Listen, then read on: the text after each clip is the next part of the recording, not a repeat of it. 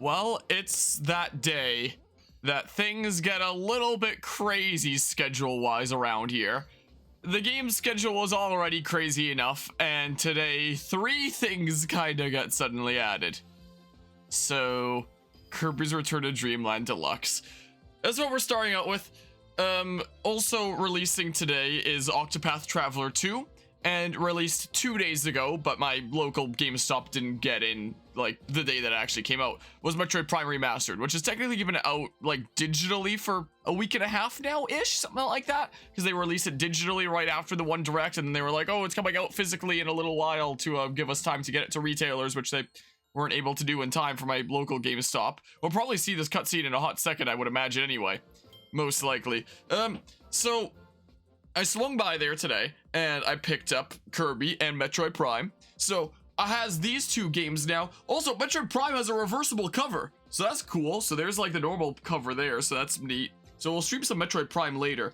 Octopath 2, I'm waiting until I receive it in the mail, because I ordered like the special edition off of Square Enix's site. Also, if ever a game has pre-order bonuses, I like to showcase that at the beginning of a stream. It's sticky notes. Wah. If it focuses in. I got notes from Kirby, I guess. So, you know, decent smidge of sticky notes, I guess. I don't know when I'll ever be using those, but hey, we have sticky notes from Kirby. There's the pre-order bonus showcased. I've never played the original Kirby's Return to Dreamland. It seems like the kind of thing that I probably would have played and would have really enjoyed back then, but I never actually played it. Would you like to connect online? This will make your gameplay information visible to players all over the world. But like, what advantage is there? Sure, I guess. About gameplay information. Oh, okay. Withdraw your consent at any time, or either through a Samurai Kirby one. Oh, well, sure. Okay. This is so bright. Look how illuminated my face is right now. Like, I should almost turn off the light behind my camera just because how bright the screen in front of me is. My goodness. Light setting has been changed to connect. I'm sure when we start playing, the lighting will look a bit more normal. Gameplay information will now be visible to players all over the world. After making further progress in the game, visit Merry Megaland to share your gameplay information and compete with other players from all over the world. Okay. So, I guess we'll do main mode, and hopefully it'll be less bright. Otherwise, I'm gonna turn off my light. Yeah, so here's this cutscene. So, I never played the original of this. That's why we're playing Kirby today before Metroid Prime, because I already played the original Metroid Prime. I just did a playthrough of it on the channel last year. So I don't even know if I'm going to do a full playthrough of Metroid Prime Remastered. I might, just because we already have a full playthrough of Metroid Prime anyway. So, depending on how much time there is in the schedule and how long it takes me on a repeat playthrough. But this is going to be a little bit higher on my priority list, just because I've never played Kirby's Return to Dreamland before. This is new to me. It's one that I thought about picking up back when, but I never actually got around to doing so. I played a bunch of Kirby on the Nintendo DS, but never really played much in the way of home console Kirby, apart from the 20th anniversary collection on the Wii, where I played a bunch of classic Kirby titles through that. So I assume those are the parts that we're gonna need to collect. Also, I do, like a lot of people, find it kind of strange that they use the Forgotten Land King DDD. His eyes are just strange, aren't they?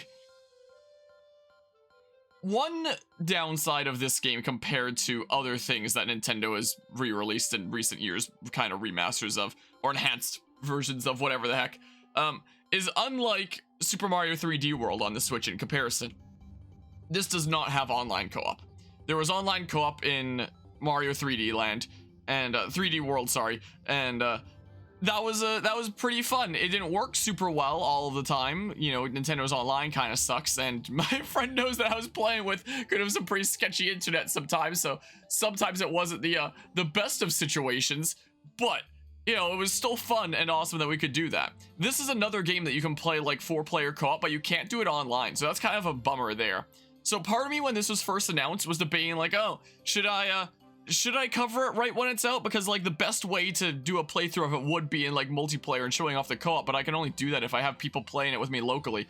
And I don't know if I have anybody that would be willing to play it with me locally, you know? So, but I was just like, whatever, let's just do it. Let's play it single player. Besides, this probably won't be too bad adding it to the current stream schedule anyway, because I looked up about how long this game takes to beat, and it doesn't seem like it's a super duper long game. It's a Kirby game after all, so we could probably zoom through it. It's probably not going to be like something like Octopath Traveler 2, which is, you know, going to be the most time consuming thing added.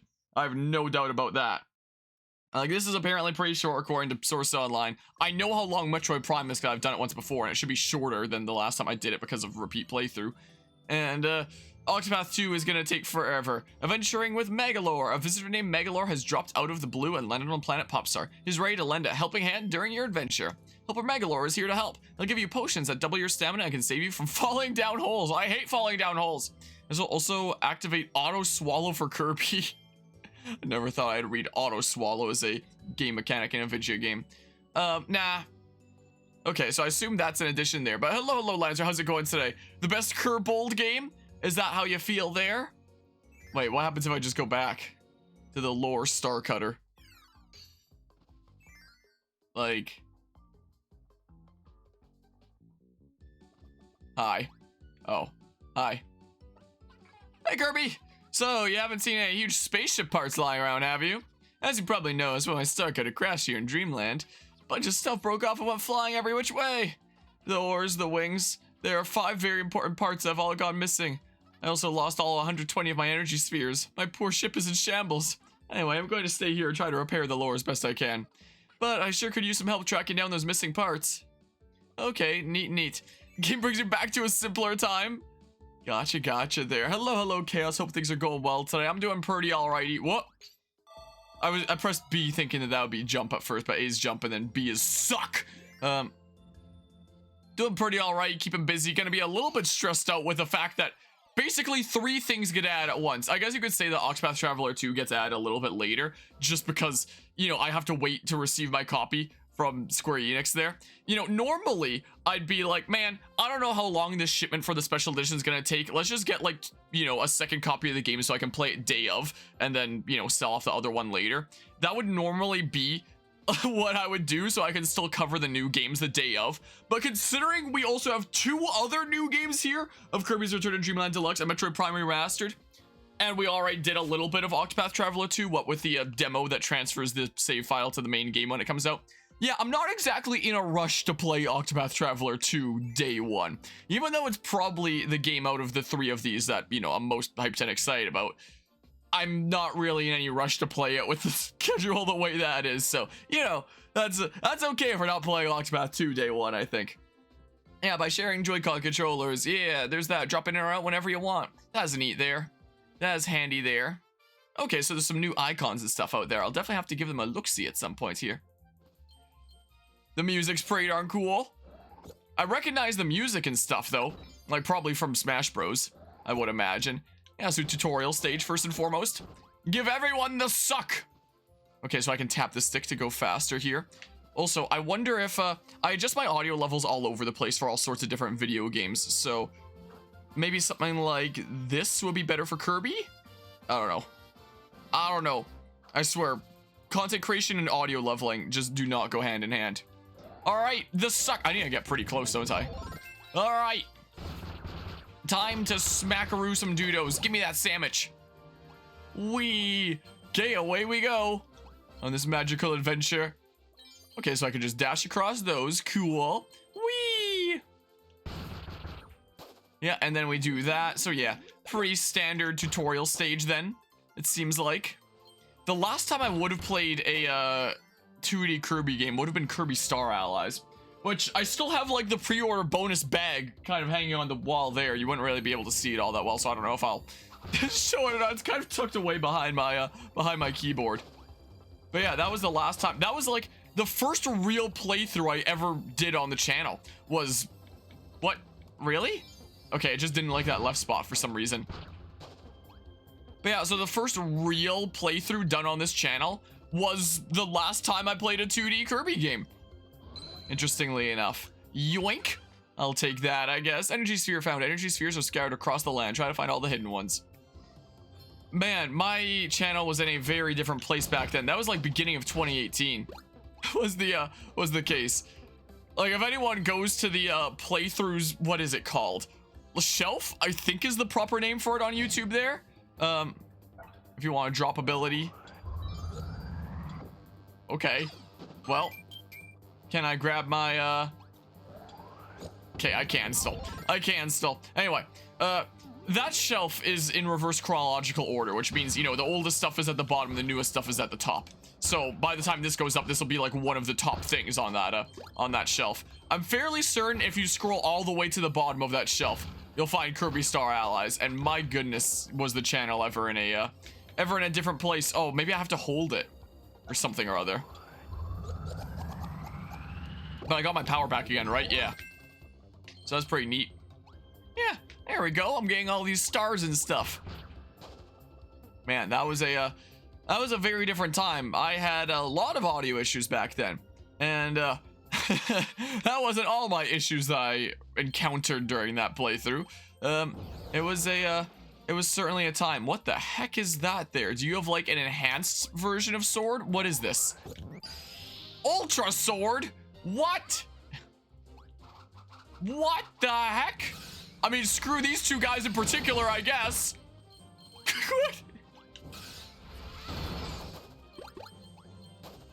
Okay then.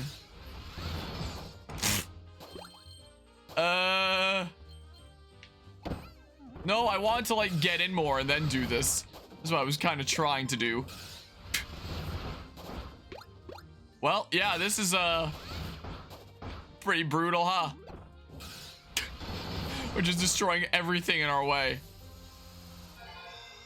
We wrecked everything so much that we tore a dimensional hole. Okay, what the heck is this here, though? What? Wait, which one's the main way first? Is this a side thing? What is this? No, I'm getting the suck now. What is this? I'm confused. What the heck? Like a little bonus section with a advancing wall that I can't get hit by there? Okay. Dimensional holes are side quests. Okay. Let's just, sure, do that. And then we can run this way. Sweet. Yeah, I'm running. I'm doing it. I'm doing the thing where Bob. Watch me go. Okay, and then we run this away. Whee! I'm a little bit faster than the star is. Okay. So... did I do the thing? Oh, so I can like choose my power for probably a mini boss thing or Bob. I'm gonna adjust the audio slightly like that. I might just use sword again. See that purple wall still has the rubber banding it did in the original? Huh. Oh. Whoa. Oh. Sphere Doomer. Is there a block in this? There is. Yeah. And then there's the, yeah, so it's just like an air dodge in the air. It's just any bumper that you hit. Okay, I gotcha. But it's still one of those games where it's like you make contact with them and you know, you're gonna be taking damage, which is kind of annoying, but well. Air dodge was not in the original? Huh. Well, yeah, there's air dodging, and it kind of stops you in the air. One energy sphere is complete. Okay. Give me that Maxim tomato.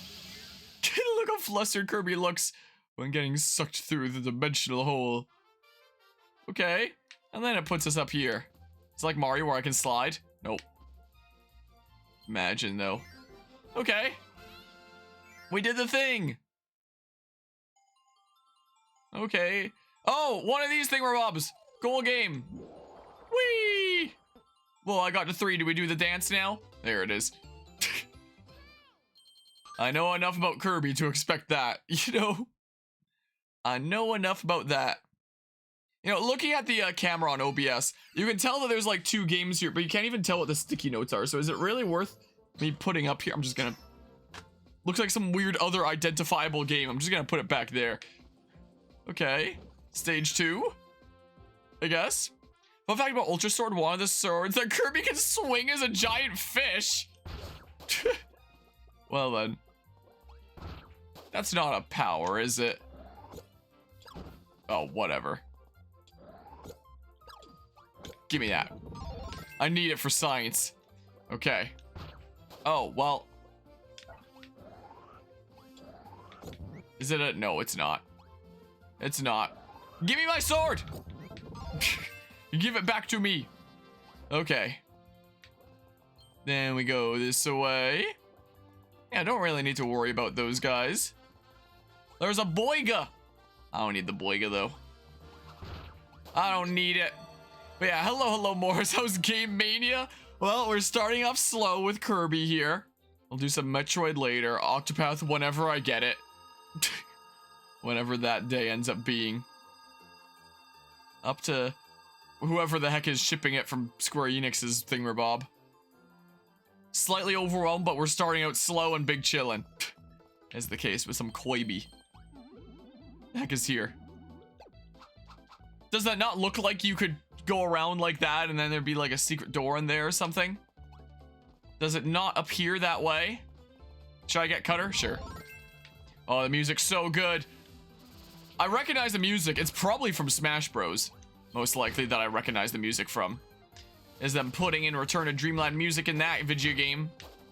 Most likely. Because yeah, I do recognize it. And the only logical place that I would recognize it from would be Smash Bros. Because I haven't played this game before. You know. Would be the case, right? Sure. Yeah, oh, I can just drop you into the pit. Yeah, this game is nice, pretty cool. It got a remake. Yeah, I've always heard good things about it. It was always on my list of like, huh, maybe I should try that game one day. And now here's my excuse to do so. Okay, I don't need that there. Silvergutter made a remix of this song to the Angry Birds rap, and now you can't unhear the lyrics? There's an Angry Birds rap? You what now? Oh, I have this now. Also, I watched a video essay like yesterday on how Angry Birds kind of, you know, killed itself, essentially. How it, you know, rose to success and then wound up doing not so well. Also, Prisma Wyvern come out of nowhere, subbing for 6 months, the half-year resub. I appreciate the resub there, Prisma Wyvern. Why? How do I? Oh, like that. Not even a message with that, just straight up 6-month resub. Welcome back to Team Enharmonic. Enjoy another month of the emotes and sub badge. And how do I get rid of this now? I can't. No. Oh, come on. I don't want the cannon anymore. I want the gear. You know what really grinds my gears? Is that. But yeah. Yeah, that was one of the things I heard of in that video essay there, where it's like apparently they want to start focusing on like new titles that they're making that are more of like the freemium model rather than the old app style of like, you know, you pay $1 or $2 and then you have the full game. You know, they want to focus on the more profitable ventures, so they delisted the original so that the only thing that you could buy was the freemium app new games and stuff like that. And then I think they had to apologize and relist them because people were so mad, I think is what I heard there. People were like, what the heck? And they were like, oh, we assure you that it came from a place of passion for you to enjoy our new games. Yeah, the ones that adopt the freemium model. Oh, maybe I should, whoops. I started holding left on the D-pad there. Beam! Yes, I'll take the beam. Give me those cherries and stuff. But yeah, before Angry Birds Gacha game. Yeah, I don't know anything about them. I just heard that apparently it was things that the company had made from that Vigia. I don't know if they even showed any footage of said games, but yeah, I heard about that. And then they treat it like such an amazing thing when they relisted the thing that they delisted or something like that. If they did relist it. I don't know, everything's blurred together at this point. I hit the shield thingamabob, but I guess not in time there. Okay, maybe I should just jump to avoid that. I'm still taking little bits of damage. Okay, well. Oh, that has a shockwave. Okay, it's fine, doesn't matter. I don't really want sword. I assume that's just sword again, so yeah, it is just sword again. I don't really need that. Oh. Wait, what? Whoa! Oh. Oh. Now the sword's gone, isn't it? Unless... maybe. Burn the rope as well? But yeah, Angry Birds only got popular because of the era of mobile games it came out in. Definitely a factor, at least. Man. Man. Did I really need sword there? Man. There where you play Monopoly on Dad's iPod. It was actually a good port. I miss those days of mobile games where it's like, you know, you pay $1 or $2 and then here's a full game. Instead of, you know, the current model where it's like everything has to be a freemium game. And it's so much of the total gaming industry revenue, you know, makes up such a large portion of the mobile gaming market. But yeah, you Monopoly. You know, because everyone, like, it's such a wide-reaching platform. Everyone's gonna have a phone in their pocket. Not everyone might have a dedicated game console, but everyone has a phone in their pocket. And they make, you know, games super simple and addictive and stuff, and everyone gets into it. And I remember in my history, Merry Megaland is now open. I thought it was open before. Megalore is built an amusement park on a distant planet. It's filled with attractions and souvenirs. You can visit anytime by pressing X. The 3 tabletop games you refuse to play? Why is that? Anyway, I remember in my history and video games class, my professor, this was towards the beginning of the semester, where we were talking about, like, what is a gamer, you know? And, you know, for a long time, a lot of people would imagine it be, you know, someone with, like, a controller in hand intensely playing video games and, you know, stuff like that. Whereas, you know, nowadays, it really isn't like that. The line is a lot more blurred, you know? Anybody really can be a gamer. And I remember he was telling us that he was on a flight somewhere, and one of the fellow passengers was this elderly woman that was apparently playing Candy Crush through like the whole several-hour flight, and he was saying she was a pretty hardcore gamer, is what he said there. And that was something that I realized with a recent esports expo that I went to. I was helping out the Fragapalooza booth at these super secret at this esports expo, you know, telling people about that event coming up. And, you know, we were having all sorts of people come up to us to chat to us about Frag, you know, a lot of which, you know, weren't familiar with Fragapalooza, and we were letting them know what it was since, you know, we were there for advertising and stuff. But a lot of the people there were familiar with Fragapalooza and were like, oh yeah, we came here just to, like, you know, see your booth and chat with you guys and stuff like that.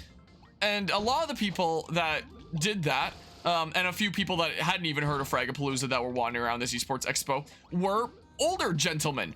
Like the kind of people that you wouldn't imagine would be like really into video games, the kind of people that you think would be either in retirement or really close to it.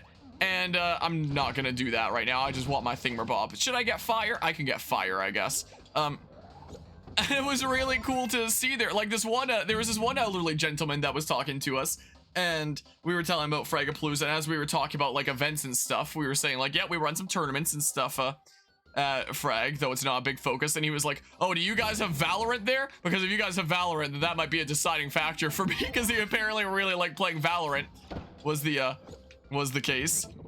And I remember there were at this expo, there was, you know, a free play kind of area where people could just go over and play games with each other and stuff like that outside of the tournaments. And I think he was saying that he wanted to play in the actual dedicated Valorant tournament that was going on at this expo, but didn't get a chance to. But when he was saying bye to us, he was like, yeah, I'm gonna go over to the free play area and see if I can kick some of these young people's butts in Valorant there. Like, he really liked that game. How the heck can I throw it up there? I wonder? Wait, what? Oh, wait, I can like charge up my throw. Oh, but I can't jump after that. I'm confused. Oh, wait, no, the key thingamabob is back here. I remember there was a thing, wasn't there? Look how nice the background looks. But yeah, it really goes to show that anybody can be a gamer, you know? A lot of people still have these very ingrained notions of like, oh, if you're a real gamer, then you're like X, Y, or Z, you know, stuff like that. It's like, no, really not the case, you know? Yeah, let's see here. By the way, so a touchscreen iPod was the one with a rotation-based control pad, and they made a good port on it. Really, for Monopoly on that kind of thing. Your dad's iPod is why you like Monopoly so much. Huh. Yeah, not the kind of thing I would have ever imagined playing Monopoly on. Maybe we gotta play Monopoly on the channel again one day. We did it a while back with the mod team, and it certainly ended up some kind of way. We've only done that one session on the channel, and that was it. It's pretty silly, though. Yeah, the problem with Monopoly is that it just takes forever. By then, everyone just wants to do something else. That's fair enough. Your dad's in his 50s, and he's arguably a bigger gamer than you are. Oh, I didn't even see these spikes here. Yeah. Anybody can be a gamer. It's like the movie Ratatouille. Anyone can cook, or whatever the heck, except anyone can be a gamer. You know, is what's going on there. I guess I need to follow you or something or other, most likely. Monopoly, the friendship ender. Yeah, that's kind of how it felt with the mod team Monopoly that we did on the channel here a while back. So yeah, we only have one video, one stream that became one video of Monopoly on the channel, and that's it. From a couple of years ago, and it was a wacky time. So, you know, most of the playthroughs that we do on this channel end up being multi-part series that, you know, go on for however long. But there are some odd series here and there that only have like one video and that's it, but still have like a playlist so they can show up in like the shelf of all the playthroughs on the channel. And one of them is a playlist called Monopoly, and it's only got a single video in it. That's a couple hours long, and it was certainly a time. But yeah, Mom is a gamer, but The Last of Us, and that's what she's heard about, has piqued her interest, so I had to explain a bunch of gaming terminology. Yeah, that's kind of, wow. Like, I know my mom isn't into, you know, she plays, you know, mobile games here and there. She plays, like, Pokemon Go pretty hardcore. And, you know, is into a lot of gaming-related media and stuff. Like, we've been watching The Last of Us together recently and quite enjoying it. I've never played The Last of Us. I might play it this upcoming March when, you know, the PC port of the remake remaster thing where Bob comes out. We shall see. We shall see here. All right, stage 4. What's happening in here? What is happening over this way? The answer is, I might actually get Cutter. I might actually do a yoink. Give me that Cutter. Always liked playing a Cutter in Kirby Superstar Ultra. Being my favorite Kirby game there. Oh, some of these rocks fall, huh? Some of them fall over. It's super unstable. I don't need the Takumi down there. I have no idea how the heck I'd get that unless it's like a...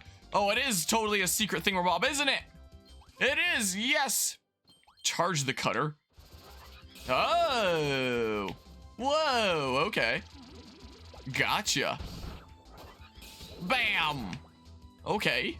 Then we'd be running and stuff. My doggy's doing pretty alright. She's still taking things pretty slow. You know, what? She's really getting on there in age and stuff. Spending most of her days sleeping nowadays, but, you know, chilling for now. In a decent bit of pain and on a lot of medications, but for now, she's doing relatively alrighty stuff. Whoa. You know, it's a little bit of a tricky place right now because we know that, you know, things are getting tougher for her and, you know, probably isn't a massive ton of time left, but, you know, for now, she's still enjoying her time with family, big chilling and stuff. Taking things easy, you know. Away we go. But yeah, remember finding a way to cheese the first boss with fire? Cheesing a boss in a Kirby game? I simply refuse to believe it. There's surely no way. Whoa, I got a voucher for 20% off at Applebee's or something. I don't know what the heck that was. Don't know what that might have been. Whoa. Dang it. What? Okay. Oh, time to toot my horn. Oh, it's the freaking air umbrella. Oh, what the heck is that super backer's name? He would be so happy right now. For anyone that knows that story. Oh man, I'm forgetting his name. What went by. If anyone's familiar with that internet story there, it's a wacky one. There's always all kinds of wacky stories you can hear about on the interwebs, and that's definitely a particularly that's definitely a particularly wacky one. How do I... Oh, so I just press B to, like, throw it, I guess. Give me back my Cutter. But yeah, you could do a cool combo with a... well, I don't know. But yeah, it was a $19 Fortnite card that I got there. Yeah, Flame Dash is able to allow you to hit the boss and avoid an attack hitbox. So sounds pretty handy then. A Flame Dash, I mean Flare Blitz, basically. Also with a 2D game like this, I wonder if I should actually use this layout so my camera's more out of the way. You know, might not be a bad idea. Look, secret meat! I love secret meat! It's the best type of meat. Okay. And then, what the heck is happening here? Whoa! So a Mega Flame, huh? So, suck? Monster Flame, what? We will commence Scorched Earth here. And Kirby, okay, let's... Okay, so it's like that, so, screw nature! Super Mario playing Kirby 3 Dracula's Curse. Is that a thing that would occur in that video game? This Away We Go. The totally Kirby game, but you know what I mean. Everything dies with the power of the dragon. I like how they kind of splat on the screen. I do like that. Okay. Everything burns. Ashes to ashes. Well, fine. That one guy may live. Always leave one person alive to tell the tale. What? What is this? Okay. We're out here just destroying nature. That's what we're doing. All right. Okay. Well, that was the point of this then. I don't get it. They didn't splat in the original. They just flew away to the shadow realm. Okay, so that's a new addition with the remake then, huh? Whee! Suck the spider. That was dumb of me. I realized after I started doing it that, yeah, maybe I shouldn't have done that. So I wonder if it locks you out or you get to try again. No, you get to try again. I gotcha. Also, is the, oh, the chat wasn't showing up. Weird stuff there. All right, away we go. But yeah, I don't, have my thingamabobs right now. Don't have any powers right now. But that's fine. That's a-okay. Spit towards the purple wall to make it go back a bit. Oh? Huh. Oh, weird. Like that, I guess, huh? Okay. Take out the spooter. Okay. No, darn you. I was hoping that I'd be able to hit all of them there. Okay. I gotcha then. Well, okay, I don't know. I'm just... Okay, I don't have to worry about that guy then. He's just big chilling there, I guess. Okay, there we go. Through the door. All right. Well, leaf. Oh, okay. I'll go with the leaf, sure. I'll take the leaf here. The sphere doomer. Okay, I've got some decent range on the leaves here. Yeah, look, air dodge. Stuff. You missed. Nice miss, sphere doomer. Okay, there we go. Give me them cogs. 1-4 energy spheres complete. Sweet. All right. Grab that tomato and then away we go on this magical adventure. Alrighty. Kirby's so happy. Look in the pause menu for different moves with your capabilities. Oh, okay. I will keep that in mind. This away we go. Oh, and some other news around the channel. Today, like this Friday, the release date of this, is when I was planning on publishing the first, like, episode of the podcast on the channel. But I realized, oh, if this has come out today and I publish, like, the first thing about today, maybe I should save it until tomorrow. So, you know, I was saying yesterday that it was going to get published today. I'm sorry, I changed my mind. I'm publishing it tomorrow, is the case. Slash, like, anyone watching this on YouTube after the fact, that'll probably end up being today. Is the case, because this part will probably be published on Saturday, I'd imagine. Boss, stage 5. Maybe, it depends on how I cut this up into parts.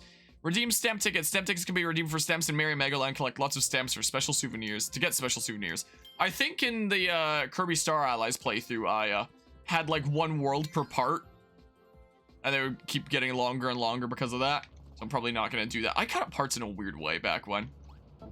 I didn't really have the go-to systems that I have nowadays. Is it going to be Wispy Woods? Anyway. It's in the near future here anyway. Stamps were not in the original. Okay, so that's another addition then, huh? Wispy, I totally never saw this coming.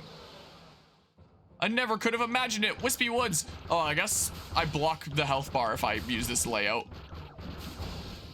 But, you know. Well, phase 2, I guess. Okay, well, No, not the suck. No. No, give me my cutter. Boopity bop. Yeah, I will definitely keep it in mind there. I can just commit, right? No, well, it's fine. They're done. Do we make Wispy cry? Yeah. There, we got the ores. We did it. Sweet. All right, well, yeah. I don't know how I'm gonna cut this up into parts then. It's gonna be weird, but it's gonna be something for future me to figure out later today. Flame, you can dash at Wispy and go above him while still being able to hurt him. Oh, I gotcha. Okay, so look at this. Here you go. They seem pretty tiny right now. I assume they'll get bigger. Whoa. With the power of the ores. The cutscenes are, interesting. Kind of weird, huh? There we go. Look at that. Wow, amazing. Well, we got your ores. What do you think? You did it, Kirby. My ship has its ores back. Thank you so much. I'm counting on you to find the other missing parts. Keep up the good work. And don't forget to keep an eye out for all those energy spheres. Okay. Have you collected enough? The broken doors within my ship will reactivate. There are some really cool sub-games that you can play with your friends. Okay. Not to mention copy ability rooms with all kinds of copy abilities to try out. Okay, and there are several challenge stages that will really test your skills. Okay. If you find enough energy spheres, reactivating those doors will be a breeze. So whenever you see one, be sure to grab it. Wow, you've already found 11 energy spheres. Way to go, Kirby. You've reactivated the door to a challenge stage. It's over in the room on the right. Why not give it a try? Do I really want to? Do I want to give it a try? Maybe just to showcase what the heck the thingamabob is. Sure. But yeah, that's the way it be with Kirby boss, I guess. Never gotten all the spheres. Sword challenge, can't reach the goal before time runs out. Sure, give it a go here. I'm probably not gonna go through all the challenges. This will probably just be like a main game and new epilogue playthrough for the most part. And focus on other game projects because we have so many game projects around here. Kirby sword can cut ropes. Use an upward slash to easily defeat any foes above you. Yeah, use the up B. Reach the goal before time's up. Okay. I'll do it. It is nice that, you know, there does seem to be a lot of stuff for completionists. Stuff. Coins! Okay. No. Dang it. So I guess if I take damage, I lose coins there. Crush him! Wait, what's this? What's this, huh? What's super secret this way, huh? Are you hiding things from me? Sure seems like it, huh? Okay. Shortcut with coins, maybe? I don't know. Oh, well. Okay. Do that. Into that. And then... Okay. No! Oh, darn you. Okay. Then this away we go. And then down, down, down to the bottom of the sea. Okay. Sure. Down we go. What the heck is that? A Hawn Edge or something? Yeah. Challenges drove you crazy as a kid? What, just to beat them? Or, were you trying to perfect them or something like that? Get any perfect scores. Okay. Ah! Oh, why itchy nose? Why do I have allergies to this challenge here? Okay, I'm just gonna try to beat it. You wanted that gamer score, gotcha. Okay. Yeah. So plenty of time to get all the way through. Wow, a bronze Kirbo. Okay, I'm done. I'm not going for any gamer scores, I don't think. We have too many other game projects going on around here, you know? Okay, so you can get like a medal in front of each there. I gotcha. We can show Merry Megaland really quickly. Let's see what's going on here. Yeah, look at this place. Look at this. This is the tale of a different world in a different time. There, a traveler named Megalore built an amusement park where he could entertain his friends. It was a merry place where 4 friends could enjoy attractions and collect souvenirs together. Screw your 5th friend. Megalore didn't keep that in mind. It was a park full of excitement where dreams could come to life. It was a place called Megaland. Merry Megaland. Look at all the balloons. Okay. What an amazing park. Hey Kirby, welcome to Merry Megaland. There are a bunch of fun sub-game based attractions for you to enjoy here. I've even created a thrilling stamp rally. You can earn stamps just by playing our attractions. But that's not all. I also have a fun souvenir for you to commemorate the grand opening of Megaland. You're in a dress-up mask Waddle Dee. Imagine this is like Majora's Mask. You put it on and you become a Waddle Dee. Dress-up mask of Rick. My name's not Rick! Souvenir shop in the entrance plaza will hold on to all your souvenirs for you. Be sure to stop by and check it out later, okay? Do I truly own them if they're holding on to it for me then? Now we get going, have fun playing our attractions. This is Mario Party but Kirby. It's like the little Kirby mini game thingamabobs is what it kind of is. Which I think there's 10 of here. So it's not, you know, a massive ton like there would be in something like Mario Party and there's no boards. You know, it's just like, here's 10 mini games that you can do up to 4 people. Wispy Woods have come to play in Merry Megaland after I beat you up. You're in the dress-up mask of Wispy Woods. Okay. Oh, and I ride around on a star here? Kind of like the overworld of a forgotten land, I guess you could say. Hey, Kirby, having fun? Want to have more? Because I've got this super fun facts from all over the world to share with you. So, care to listen, learn, and have fun? Okay. Our attractions just get more and more fun, right? Globally, the total number of times visitors played Bomb Rally is 192,504. Want to hear your total? The total number of times you play Bomb Rally is 0! What? Your personal record is a 0? What are you waiting for? Go enjoy the park, play a few sub-game attractions, set lots of records.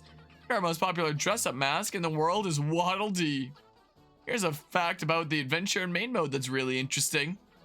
Globally, the total number of energy spheres that have been collected during the adventure and main mode so far is 2,953,751. Want to hear some more? Okay, let's discuss more facts about the funnest place in the whole universe, Merry Megaland. Globally, the total number of completed missions is, drumroll please, 1,678,411. We have a new worldwide favorite attraction. The trendiest sub-game in our park right now is Egg Catcher. I like that one too. Oh, I almost forgot. If you clear Checkerboard Chase on intense difficulty, you'll be able to play it in high speed mode too. Want to hear some more? Okay. Let's discuss more facts about the funnest place in the whole universe, Merry Megaland.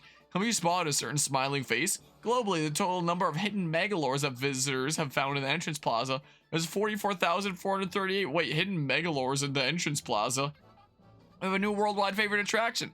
The trendiest sub-game in our park right now is Egg Catcher. I like that one too.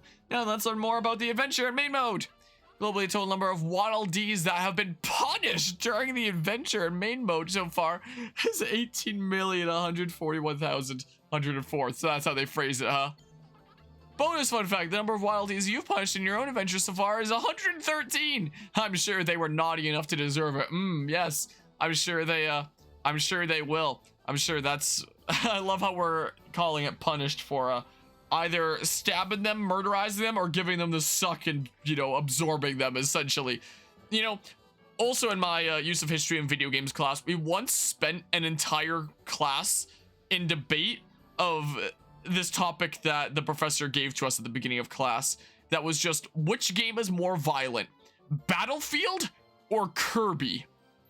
And eventually, after a class worth of debate, we came to the conclusion that Battlefield is more violent in terms of like blood and gore and stuff, but Kirby is more violent in terms of what you actually do, you know? If you ever want to hear more, just let me know. Kirby's pretty darn violent when you think about it. I don't know what this is about hidden Megalores. Oh, and then you like go up here. Whoa! Whoa, weird. Kirby's also a Lovecraft monster canonically? What now? Okay, what are these hidden megalores?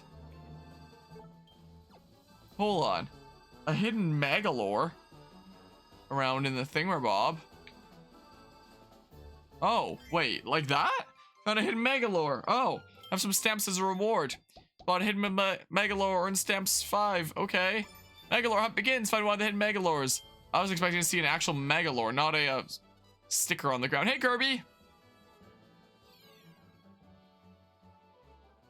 Oh, you've completed your first mission. I knew you had it in you, Kirby. If you complete a bunch more missions, I'll expand our lineup of souvenir items. I even see some extra special masks pop up in there. There are 100 missions in total. Try your best to have fun and complete them all. Okay. Yeah, maybe I'll showcase these eventually. It might be better to showcase if I'm actually doing it with somebody that, you know, again, can only be done in local play. So, you know, I'll just be doing the main campaign on my own. I could always send a text to like my neighbor or something like that. Be like, hey, you want to come over and play some Kirby mini games with me to showcase that? That could always be an option, maybe. Yeah, long story short, he's a reincarnation of an elder god of destruction, but he's a good guy because of the power of friendship. None of this is a joke. He's also a star warrior like Meta Knight, who is his senior. Well then. Away we go, back to story mode.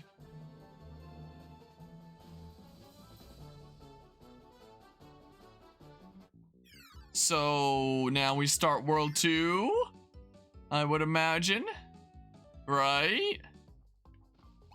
Yeah, world map, let's go. Okay, so now we have access to World 2 here. Raisin Ruins, huh? What was the first one called again? Cookie Country. So now Raisin Ruins, and there was 13 here, there's 16 here, so yeah, it's probably gonna get slightly longer each time. But yeah, so the Star Warrior thing was a detail of the show and stuff. Love the Kirby anime. I've only seen a few episodes of it because I think I'm fairly certain the few episodes I've seen of it is just the stuff from like the 20th anniversary collection that they released on the Wii. Was the case. You know, I played the heck out of that game. You know, I have a lot of time into that collection. Whoa, what's this? Is that a thing that I can, Oh, the whip! Yes! I'm down with the music here. Alrighty. No. I don't need the burger anyway, so it's fine. Wait, isn't this one of the new abilities that was added with this version? The sand? Sand! As much as I'd like to keep using the whip, let's just try out the sand as like the new thing. You know? Let's showcase, the new content! Wait, what? Wait, what? What's this? Boobity bop. Kirby ate an explosive watermelon and I was thought to have died in an episode and got Triple D. Wait, and Triple D got sad. Oh, King D, because he thought he actually killed him. Wait, what is this? The plot of the explosive pie SpongeBob episode? What are you describing to me right now? The show was made way before they started going ham on establishing lore, so Kirby's origin in the show contradicts the games. Oh, I'm probably supposed to like do that. But now I don't have the sand. I'm no longer showcasing the new thing. You know, I can probably just yoink the sand again. It's probably not a big deal, I would imagine. Oh, well, whatever. We'll get sand some other time, maybe. Maybe also in this show, Meta Knight is a Spaniard for some reason. Okay, let's showcase the new thing, sand. Even though everything's new to me here since I haven't played this game before, but you know, showcase stuff that's new to even the people that have played this game before. What? Oh, I probably have to whip that. So the levels are still designed around the whip rather than the new like sand thingamabob here. Also in a Japan exclusive episode, Kirby used a fully automatic assault rifle. What? No, I'm not gonna grind for those. I'll grab them if I see them though. Yeah, what now? Boobity bop. Sand! Pocket sand! My new favorite Kirby ability, pocket sand. I guess I need fire for that, huh? Oh. Oh, well. Too bad I don't have fire. I only have my pocket sand and my pockets full of dreams. That's all I have to go off of here. Oh, I guess I could have yoinked that cactus burger. Oh, well. Bam. Yeah, I want to show the sand. Uh-oh. Sand! Send my way out of here. Wee. Yeah, interesting type of enemy to grant the whip. Yeah, I can just be behind this one. No big deal there. Yeah. Look at that. Secret meat. Oh, I can't do that with a full jump. Okay, fine. Yeah, why don't I just wait behind this? Why don't I just do that? Like, it's not gonna block me or anything, is it? Right? Probably. Boiga! It's poor Waddle Dees. Oh, but... Oh, never mind. I was about to say, like, it blocks you if you do that. Okay, yeah. The cannon's probably that first one. But I kind of wish the games would add to the show's backstory from Meta Knight to canon, because I think it's pretty neat. Rather enjoy that there. So wait, that Dudo wouldn't be a potential Dudo to have, like, the other new ability, right? Because I know that there's 2 new abilities. What are they again? I think it would show on the back of this, right? The 2 new abilities are sand and, like, the robot cannon thing, it looks like. So it probably would not be that, I wouldn't think. Probably. And my Meta Knight was a goat? Let's see here. Let's dip in here. And then head on through here. And then, hey, an invincibility thing. All right, it's no longer a pocket of sand and dreams. We now have invincibility to run across the land here. Should I grab one of these copy abilities while I'm coming through? Sand! All right, I got my pocket sand back again. No, grab the milk. Give it a grab. Okay, through we go.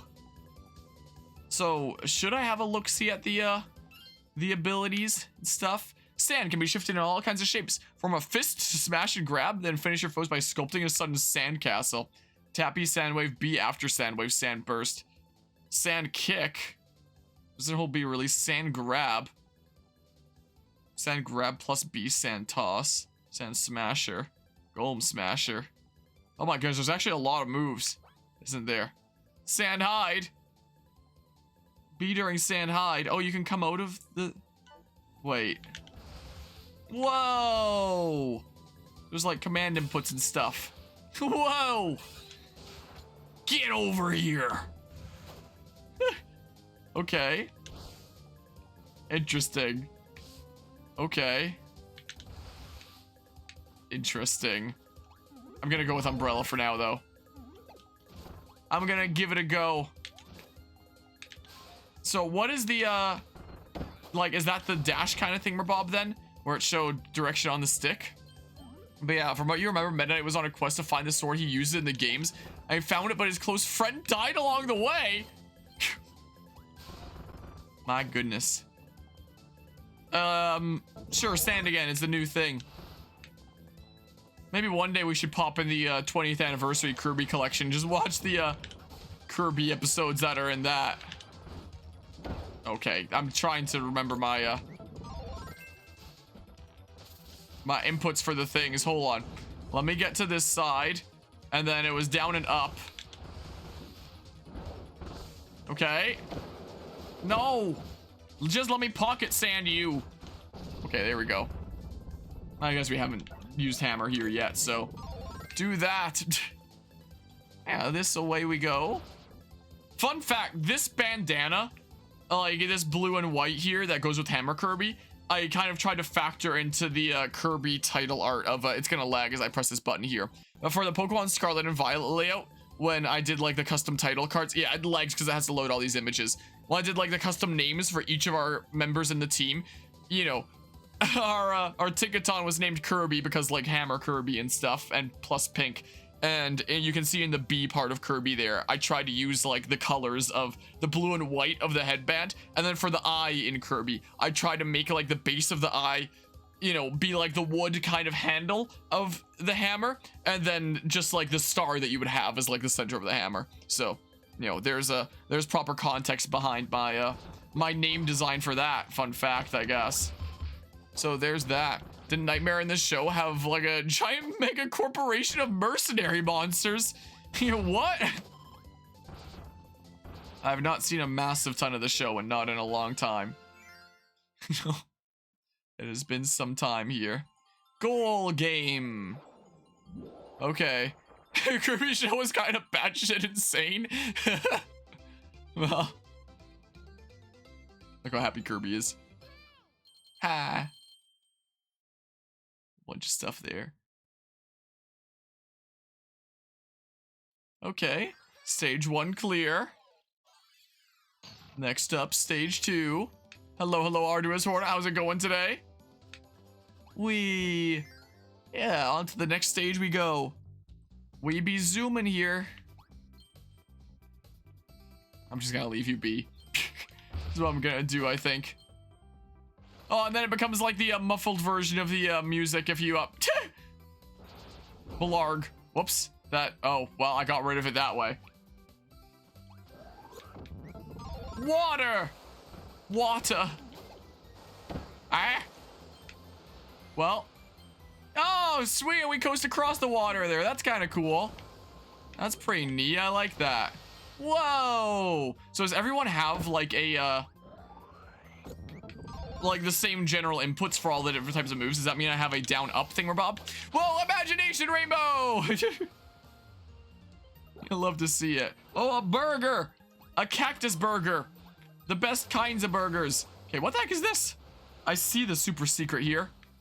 Oh, it's another voucher. It's another voucher for cool prizes.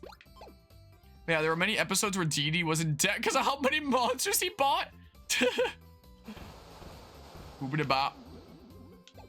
Okay, this is the way we go. His right hand was a snail named Escart. Okay, I remember the snail. I didn't remember what his name was, but I did remember that there was a snail. I don't think I need rock for anything right now, do I? Probably. It really wants to give me rock, so I'm doing rock. Oh, I guess you can slide like this then, right? Get fisted! That's totally the appropriate thing to say right now. Whoa! Okay, not every ability has the same commands, but all abilities are super simple. Well, all the commands are super simple. Makes sense. Whoa! Oh, come on. Okay. I wonder if they put any new rock forms into this game. Like, of things that have come out since then. Like, I know that in Smash Ultimate, there's things like a Breath of the Wild chest, for example, with Kirby's down B. Crazy would it be if there was stuff like that in here. Be pretty crazy to see. Would be neat, but I don't know whether they do it or not. I missed! I almost missed twice. But yeah, I'll have to do pretzel motions like a King of Fighter games. Do I have to go that crazy with command inputs? Okay. Let's see here. Whee! I'm a block now. How'd those fish get there? Yeah, it's definitely a good thing that I'm rock here then. That's a good thing I adopted Dwayne. Okay. Now we're underwater here. This is the way we go. Ah, do you mind? What? No! Okay, my rock might be gone now. Oh, I can do that though. Okay. I gotcha. A few stars, sweet. Whee! Can I do anything about you now? Okay, whatever. Whatever, I guess. God, you just remember an episode where Dee Dee and Kirby got so fast a monster made them do deadly workouts? The show went places. Yoink. I got the thingamabob. Okay, away we go. And then... might I want sword? I don't know. I kind of like being Jesus right now, I think. Okay, I was like, can I just hold right and just be okay? Maybe. Whoa. Alright, well, away we go. Bam! Away we go! Oh, got so fat that a monster made them do deadly workouts. That, I guess, makes more sense. But, I mean, if you're super fast, that means that you can get more workout in the same time, maybe, so... yoink. Okay, through we go. And then... what is this? What is happening?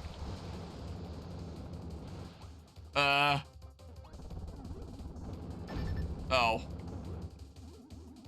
Well, yeah, I can't really, take much more damage here. Oh. Oh. No. Well, I still got the thing anyway. That's good. Flare beam.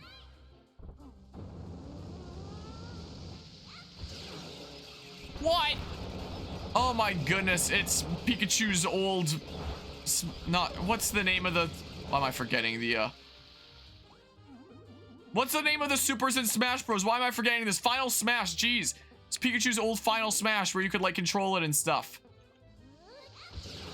Yeah, so I can do this. And, like, Smash Brawl and stuff. I don't remember if that was the case in Smash 4. Or not. Yes, I can use that. That'd be nice.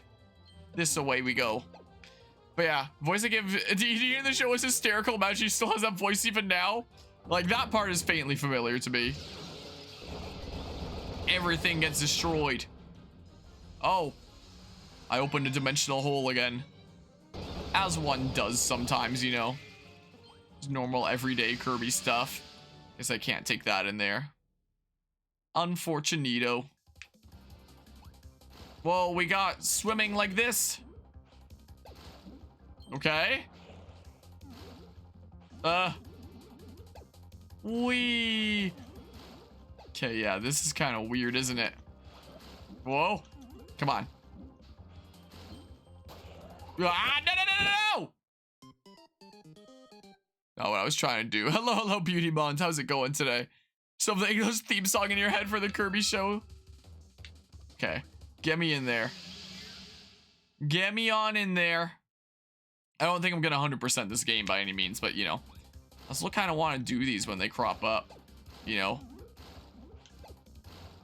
Okay. Away we go. Come on. Off on this magical journey. I have to be careful not to press B too many times or else I'll accidentally, you know, make the mistake that I did last time. I love this game on the Wii. I've heard really good things about it. What? Well, it's my first time giving it a go. Whoa. No, it happened again. I was pressing A to jump, but I needed to press B to exhale. But I guess I didn't jump so much that I actually inhaled air and I didn't need to exhale, which means I gave that guy the suck. Man. Darn you. Okay. No, no.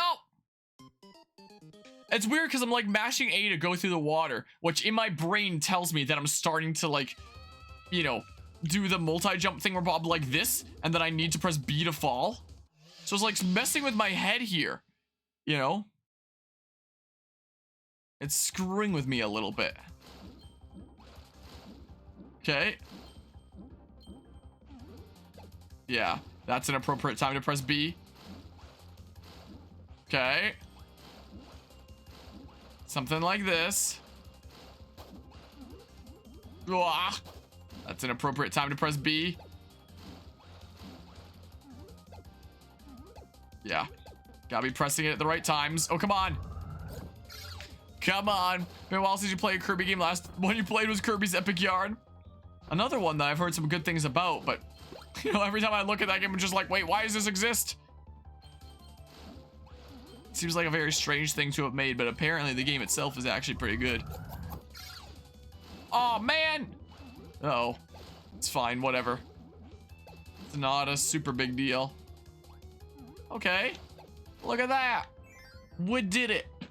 We did the thing. So Pokemon revealed a character and their partner Pokemon for the Gen 9 anime, and it's Sailor Pikachu? Wait, what does Sailor Pikachu mean? I'm gonna grab the whip. What does that mean exactly? Sphere Doomer. Come on. Oh, that's an interesting move there. Come on. Come on. Could post the link, alrighty. Originally, they wanted Kirby's Epic Yarn to be its own game about Prince Fluff, but they felt Kirby fit the setting, so they made it a Kirby game, huh? So that's why it exists then. And it would sell better than two by having a recognizable character, I would imagine. Okay, what is this here? Let's yoink this. Thingamabob's taking a little while to load. Probably because I have a bazillion tabs open. We're giving you a first look at 2 new characters from the upcoming all-new Pokemon animated series. Introducing Freed and his partner Pokemon Captain Pikachu, who accompany our protagonists during their adventures. Stay tuned, trainers. More info will be coming soon. Whoa. If I,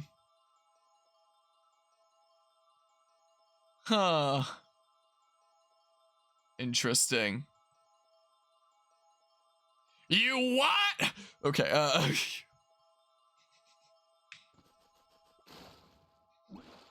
let's see here. Okay, this is the way we go.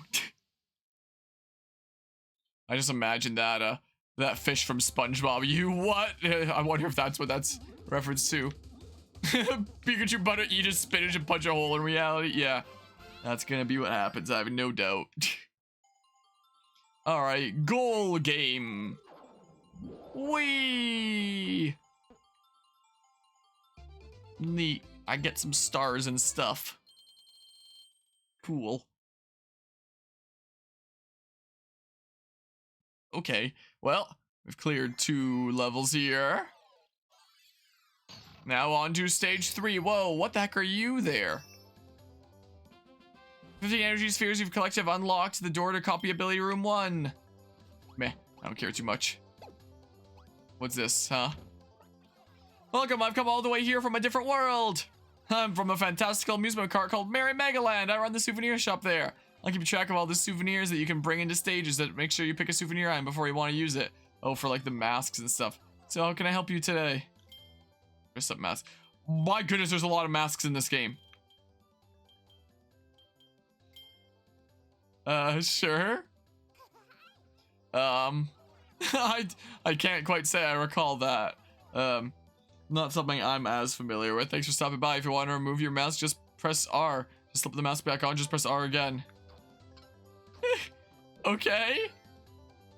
Gotcha. Well, now I'm Rick, I guess. I guess now I'm Rick. Whoa. Yeah, let's punish more Waddle Dees. How about, oh, the rock. So I guess the rock is how I would get down there, but I don't think I need to get down there for anything. I don't believe, so, come on. What's this? Is that this here? Yeah, that's this here. It's just a bunch of stars. In that case. Okay. Like, is that fish there? But yeah, Kirby, Rick, no. Okay, grab that drink. But where's my drink? How am I supposed to enjoy this pizza without my drink? My Diet Dr. Kelp. Okay, this is the way we go. Sure, let's keep going. But yeah, ban you permanently for that comment? What about Popeye? Let's do that, sure. Ow. Okay, open it bop. Okay, we good here. Yoink. Okay, I can head up this way. So yeah, I can turn it on or off at whatever point. Can I sneak past here? Wow, I can. I was like, can I thread the needle between the shots of that? But yeah, not Popeye the Kirby Rick. Oh. Gotcha there.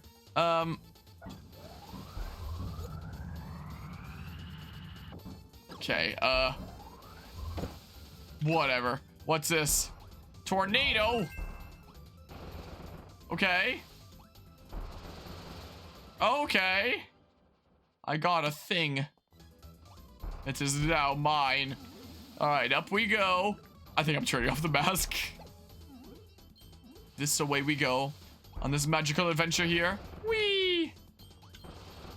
Okay. Okay. Well, through we go. Just run on thin air there. Wait, what are you? Should I have seen if you had instant copy ability? It might just be this. High jump. Okay. Well then. Tornado does seem like an interesting thing. Oh crap. Well, sucks I guess. Okay. But yeah, I guess I'm not getting all the cogs. It's fine. Give me the cutter. How about give me that? What the heck? It's a block? I'm confused. And then it explodes into a Maxime tomato. But why though? Why not just be a Maxime tomato? Well, I wanted to start charging up, not doing a dash attack. King Do! Well, cogless gamer. Unfortunately for you, you are cogless and fated to die in obscurity, it seems. Okay, whoa, it's like a Donkey Kong barrel. That's what that's like. Give me the curry here. Sodro would be proud. Do that. King Do, that's the name of a minor character in One Piece. Huh. Well, up we go.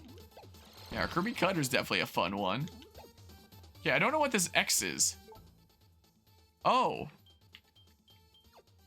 Okay. Gotcha then. More DK barrels. Yeah. Basically DK barrels. Sure, go that way. I don't know. His name is spelled King Do. Oh, oh, of course the thing's there. Oh, that's not the jump button. Yeah, I figured it'd be fine coming out of a cannon hitting those. Hey, look, another voucher. Neat. I'll yoink it, and then we go through here, and then we good. Neat.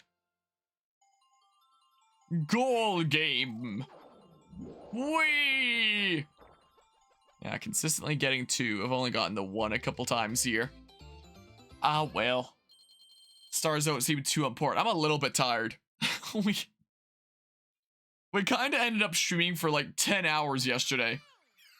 Making some really good progress through Pokemon Coliseum. And doing like the legendary stakes and catching all the legendary Pokemon in Pokemon Scarlet. And finishing off the main game of Assassin's Creed Origins. Ended up being like a 10-hour stream altogether. Doing those 3 things.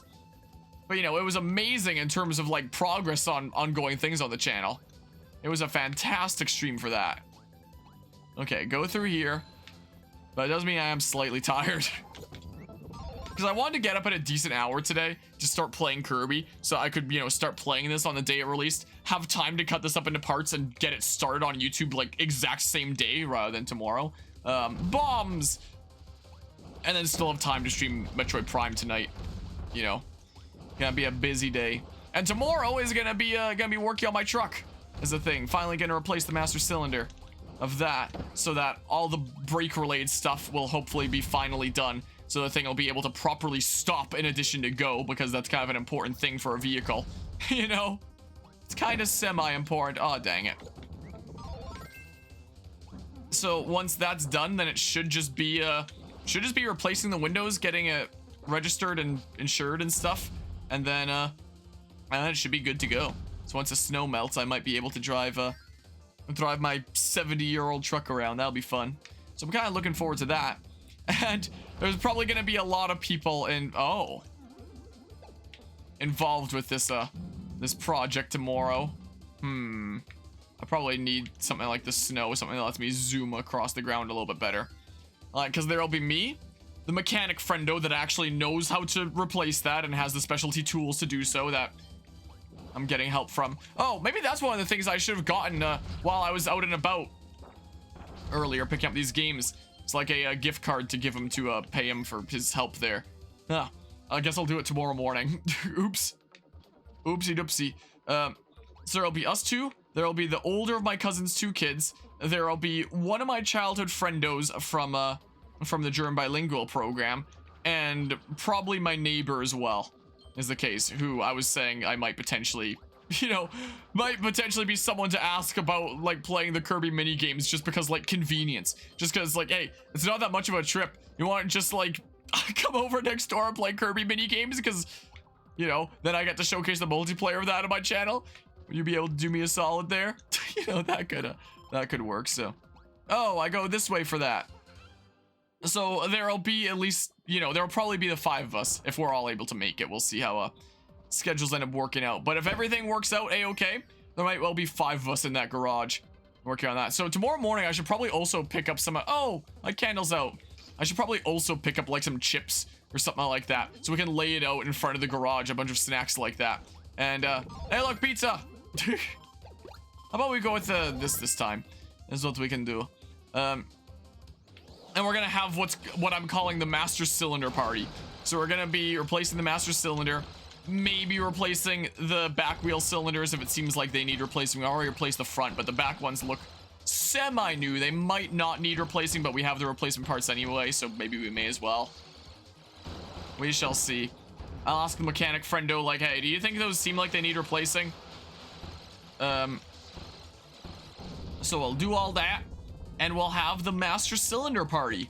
It should be a fun, chill time and stuff, you know? Oh, so I can just go across there like that. I gotcha. So yeah, that's what I'll be doing tomorrow. Oh, evil snowmen. But yeah. Wah. This away we go. And through here. So yeah, and then we'll be able to get the tires back on it. The tires are off right now. Can I just... Okay. I don't know. I'm just gonna keep zooming on through, I think. Hopefully I don't need the cutter for anything here. Hopefully not. Whee! Away we go. What the heck is this? What the heck is this? I'm invisible while I'm holding this? I guess? I guess so. Oh, and I can go through those things, but like... Huh. Interesting. Am I invincible while I'm holding it then as well, maybe? Alright, through we go. Through here we go. So yeah, once that step is done, you know, it won't be legally drivable until, you know, we do stuff with the windows and we get it insured and registered and stuff. But in theory, it should just be like a perfectly fine drivable vehicle. So, oh. So that'll be kind of exciting there. You know? Yoink. And so away we go. So yeah, exciting news there. For sure. Sure, grab the sword. Give me the secret meat.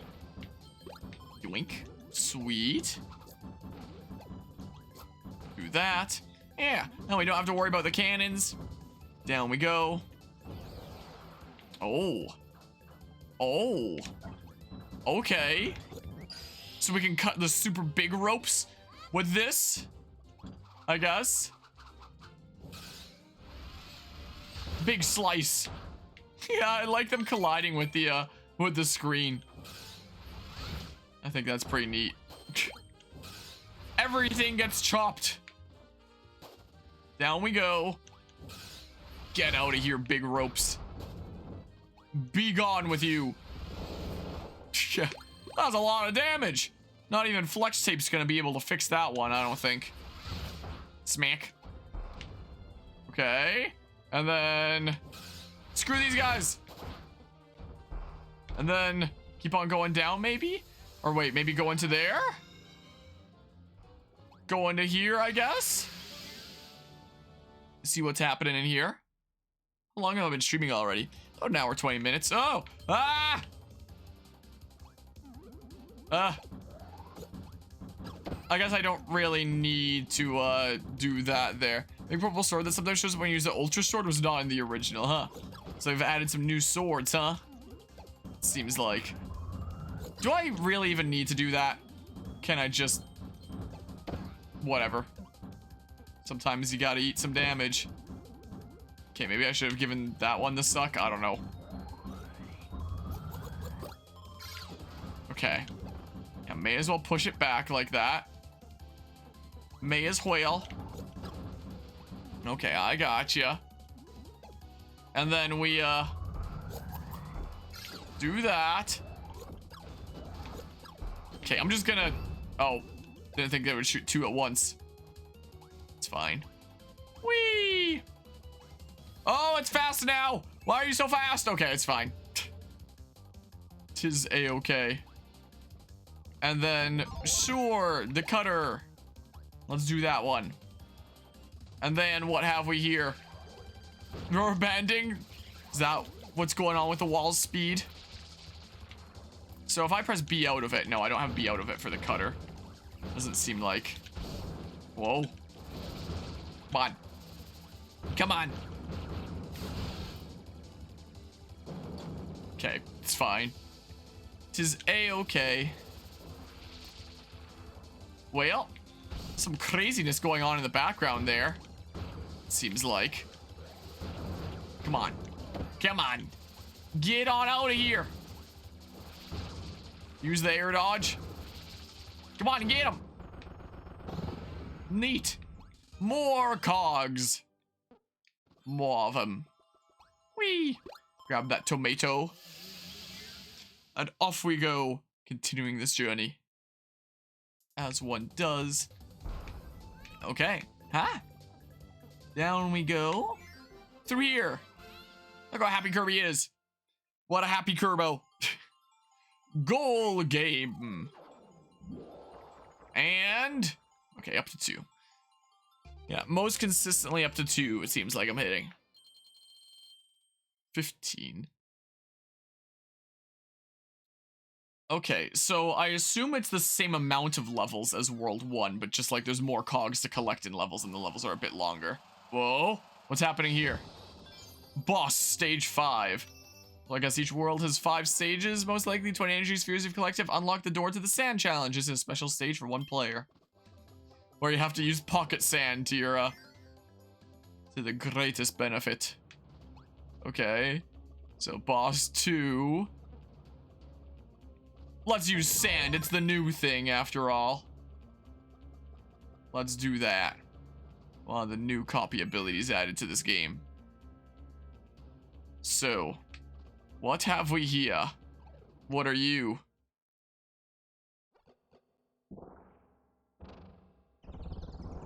You are... okay, Mr. Duder! What does he do? Does he doot? Does he doot all over the place? Okay, well, I could always do like this layout, then you can better see like the health bar like that. It's the genie, it's Will Smith. That means that I have to chant his name multiple times to seal my way back in the lamp, just like the Metopia playthrough. That's what I have to do. But yeah, you think they call it sand because it's in between the sea and the land? I've never thought about why it's called sand. Music's pretty cool, I must say. Okay. You look like a boss that I'd face in like Luigi's Mansion or something like that. Like you've got like the very simple shading and eyes that would fit with like a Luigi's Mansion ghost. I feel like. Well, there. Got the wings or whatever the heck. That be? Okay. There we go. What did the thing? Sweet. Guess the chat is being weird on that layout. Herbo's so happy. Alright. So we did the thing. There's a tree that Will Smith, yeah. I wonder what the next one's gonna end up being. Here. Got your wings. Now you can stop chugging all that Red Bull. I'm thinking that's what it'll grant you. Alright. Here you go. Look at that. Well, a single wing thing. Neat.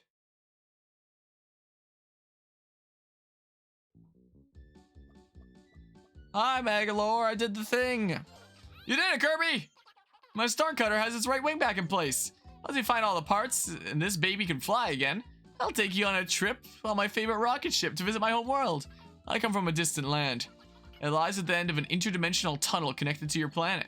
It's really far away, but the lore is a beast. You can get us there in no time once it's fixed. The lore! I hope you'll take me up on my generous offer. Okay, well, neat. So if you go to recent releases section of the Switch eShop, you're going to get Whiplash, Kirby, Octopath, Clive, and Wrench in the entire world. Wow. What amazing releases, huh? What an amazing library. Okay. So now we get a water world. Onion Ocean. Same amount of cogs there. Like ogres and onions, they have layers here. Is that what's happening? Kerbo's so happy. Okay. Well. Well. Gave you Whiplash? You were not expecting the 4th game? I'm not even quite familiar with what exactly that is. Like, it sounds faintly familiar. It might just be from me having, like, played Jackbox and there being Quiplash and stuff. But Whiplash, I'm not completely familiar with. But stuff on the Switch because PS has a lot of censorship policies for its anime games, but Nintendo doesn't, I guess, then? I did not know this. Hey, look at this! Whee! Across we go! Sweet. Wait, not a game called Whiplash. Oh, gave you Whiplash. You're going to get Whiplash. Oh, I thought that was listed off the game. You're going to get Whiplash, Kirby Octopath. Okay. That's why I thought that was there. You know. Okay. Snow, ice, whatever. Same thing. Here in the land of Canada, it's basically the same thing anyway. That's a-okay there. Whee! Across we go. I don't need that Kirby 1-up. I'm just gonna go past that one. So much for grabbing them if I see them. I'm just gonna keep on moving here. But what's this? I'll see what this is. Oh, it's just a pit. It's just a pit. Okay. Let's keep on moving. Sure. There's rules on what can be on their consoles oddly more lax than PlayStation. That's interesting there. Because I know that, you know, Nintendo in regards to online is, you know, very good at, you know, keeping their environment like a very safe place for, you know, younger players. Like, if you're looking at any one of these consoles, you know, handle on online multiplayer games and, you know, the censorship there, like Nintendo's is probably going to be the best. You're least likely to find on a Nintendo console something in some video game that you can play online that's going to end up being like really offensive and messed up or anything like that, you know. But I guess in terms of what's on the eShop and what's being sold is a bit of a different matter. Whoa. Man, I don't need it. I don't need it there. Like, sometimes some things do get through the cracks.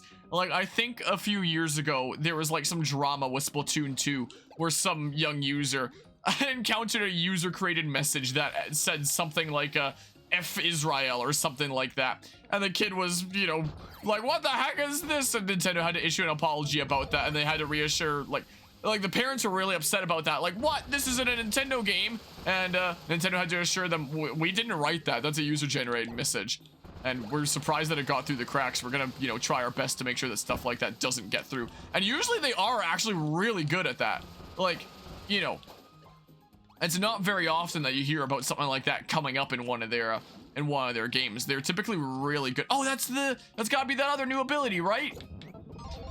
Like, Nintendo's typically really good at that when it comes to, you know, the censorship within the actual games themselves. But I guess in terms of, you know, what's available on their console, they're just like, yeah, you can put up whatever, I guess.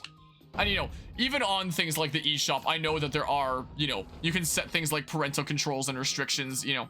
There's a lot of parental stuff that you can do with the Nintendo Switch. Like, you can set play times for your kid right from your phone, from the Nintendo app there, or you know, see what it is they're playing and stuff, or restrict what they buy, stuff like that. Which is why I'm sure that they're as lenient as they are to that, because I figure, you know, if some kids are not supposed to be playing games like that, then the parents will just set it up like that. Which, fun fact, because I have a Switch Online family group to you know, be able to save money on the Switch Online thingamabob, you can do a family group with up to 8 people total.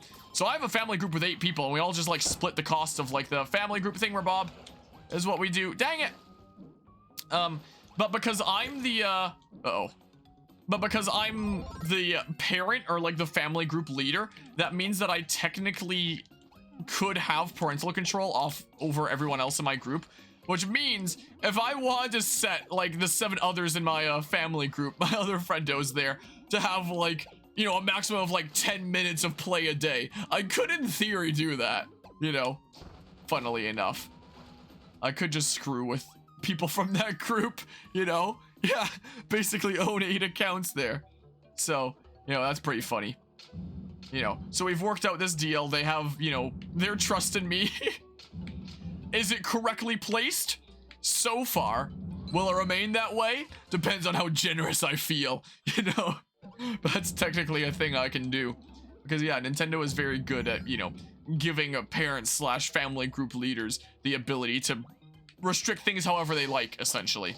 Which is why I guess they're as lenient on, you know, games like that on the Switch, I would imagine. If I had to guess. If I had to hazard a guess, I would assume that'd be the reason, you know? And there probably wouldn't be that same level of a thingamabob on other consoles, most likely. I'm surprised that worked. That would be my guess, at least. Yeah, let's see here. Assume certain games don't show up if your account says that you're under a specific age. Yeah, it's probably like that as well.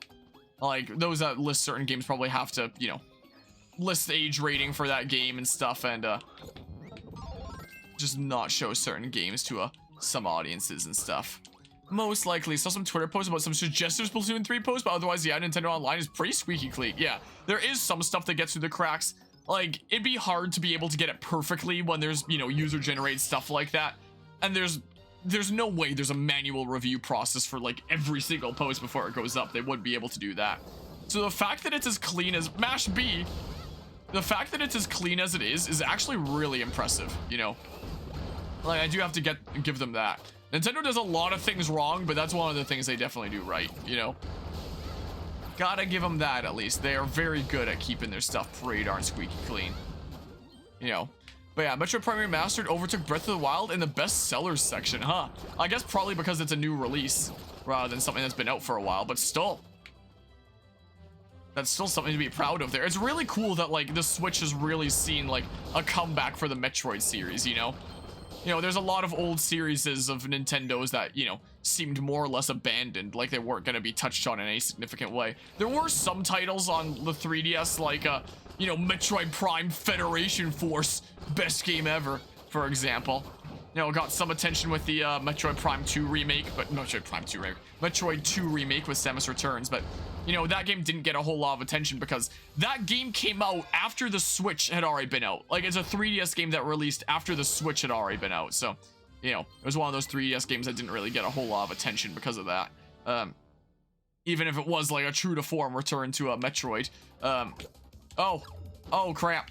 But yeah, with the Switch with Metroid Dread and now Metroid Prime Remastered, and them actually doing pretty well, you know, it really is cool. I'm like Metroid Prime 4 eventually on the way here.